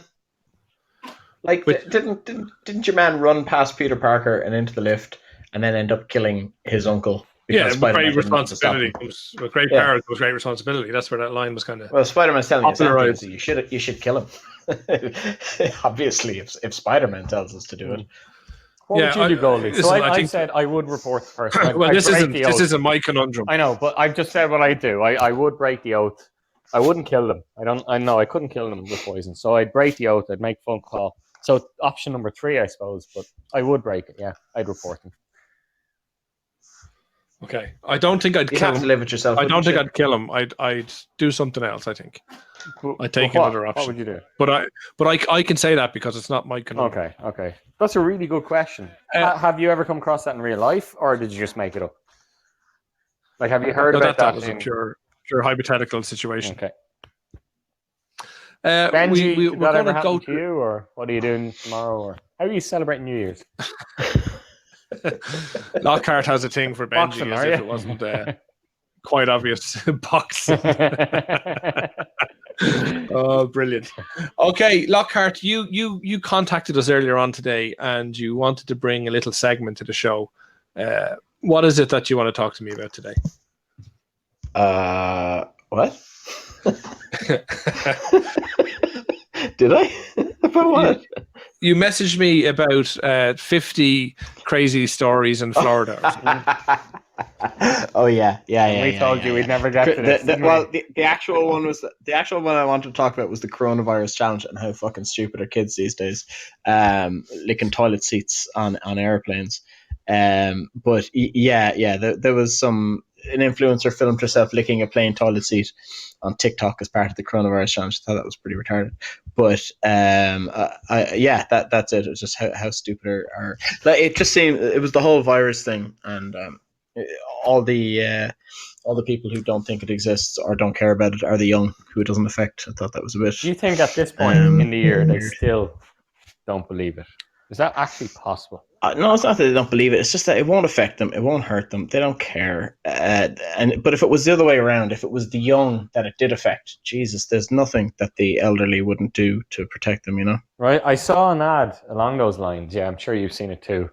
Like with old Thank you people, for the like, No. Randy. saying if we could protect our grandchildren, if this virus was killing our grandchildren, we would stay at home. And it has a picture of old people or whatever. I don't know if these messages get through, though. But anyway, sorry, go on. What were you saying? No, Was this not the 20? I think there's only so much people are willing to accept. No, you did. You posted something different, and we won't take up too much time with it now. But maybe come back to us with it. You had 50 kind of strange stories, so look at it for next week. I don't want to discuss this on air, but if you're going to want to bring a new introduction or segment to the show, you need to give us a bit of a heads up, all right? You need to be on the ball a bit with it, Lockhart, to be perfectly fair to you.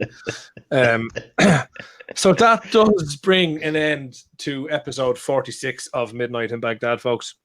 It's been absolutely brilliant. I'm sorry we didn't get to you in November. It's been fantastic to come back here and shoot the breeze. How many days before 2021? Right. Before 2021, we have 3 days. Oh, it's cutting it close. 3 days before 2021, folks. But we said we couldn't let 6 the year. days. No, it's 3 days. It's Friday. Oh shit, it's Friday. Today is Monday. Yeah, sorry. Yeah. So we've only got 3 days basically to the new year, folks, and we do hope. We're not going to. Thanks for the gifts, folks. We're not going to sit here and tell you that 2021 is going to be better, because it's probably not. Okay, What? It's gonna be tough. The first 6 months are going to be extremely tough. I think we've adapted to a new way of living, and I think we're going to have to adapt an awful lot more and make a lot more sacrifices over the next couple of months. I know you're going through personal shit right now. No, for most of us. There is light at the end of the tunnel. And Benji Boyle says it correctly there. 2021 is 2020's wicked hangover. We are going to suffer the effects. No, I'll show you a hangover. I think. Stop coming on to Benji. I think 2021 has to be, by definition, it has to be better than 2020. I think things have to get worse before they get better. I think the economic repercussions we haven't even considered yet. But there is definitely one of the things that this year was amazing. Actually, I loved it. Yeah, I loved every bit of it. Let's be honest. I loved it, yeah. Okay, one of the best years of my life. I know there was good. tragedy, but personally, it was brilliant. But we're going to pay for it. But we're going to pay for that, folks. Oh, no, we're going to pay for a year will. off. We won't. Our kids will be paying for it. And well, I think, we're all going to pay for it. We had a year off of life, basically, and, we're going to really suffer for that going forward. But there definitely is light at the end of the tunnel. And, I hope you all had a good Christmas. We didn't really talk about what we got for Christmas or what our Christmases were purposely at the start of the show, but it was definitely a different Christmas for everyone. Traditions were broken, compromises were made. But I think we all kind of enjoyed it in our own little way. And again, it could be the gift that keeps on giving, the old COVID, and not forsaking any of the tragedy associated with it either. But, it could make us reevaluate how we do things going forward. And that's probably not such a bad thing. Possibly, yeah. So I just hope you have a great new year, folks. Stay positive. And we'll hopefully have a show coming to you in January. Pork Chop, before we sign off, says, yep, walk your ass into 2021. No running. Don't touch shit. Don't just be cool and keep your head straight. Never a wiser word has been spoken. And on that note, I've been Goldie Metcalf. I'm still Charlie Naughton, regretfully. Lockhart. Oh, yeah, and I'm Lockhart. Yeah, I'm Lockhart. You are indeed Lockhart. And this has been Can I just plug my book? I've been working on a episode 46. George Bush, the father I never knew. It's a great book. It'll be hitting the shelves in January. My publishers want to pull the title because they think it's misleading. So I just want to clarify to all you out there to buy it. I'm really I'm torn, Charlie, because he's not my father. But he is a father I never knew, so I'm keeping the title. It'll be on the bookshelves in Easton's on January 21st, 2021. You should read it. George Bush, the father I never knew, the second part of my autobiography. Go out there and get it. It'll be a great present. It'll be a great present for someone. it's technically true because he wasn't your father. No. But he is a father. I get it. Charlie, I do appreciate it, but this is the second time you've interrupted the beautiful, perfect end to a show. And we had a very rough start, and I'm really not happy that you've done this. Okay? So you need to stop. Okay? So Mental we're fight, going to Charlie. do it again. We're going to do it again. Okay? Because I don't want to end the year on a bad note. Okay? You haven't even Goldie read it. Metcalf. I'm still trying on. And I'm Lockhart. And this, folks, has been Midnight in Baghdad. Good night. Oh, God bless, guys. and Happy Happy New Christmas. Year. Oh, man. Happy Christmas. Oh, love you guys.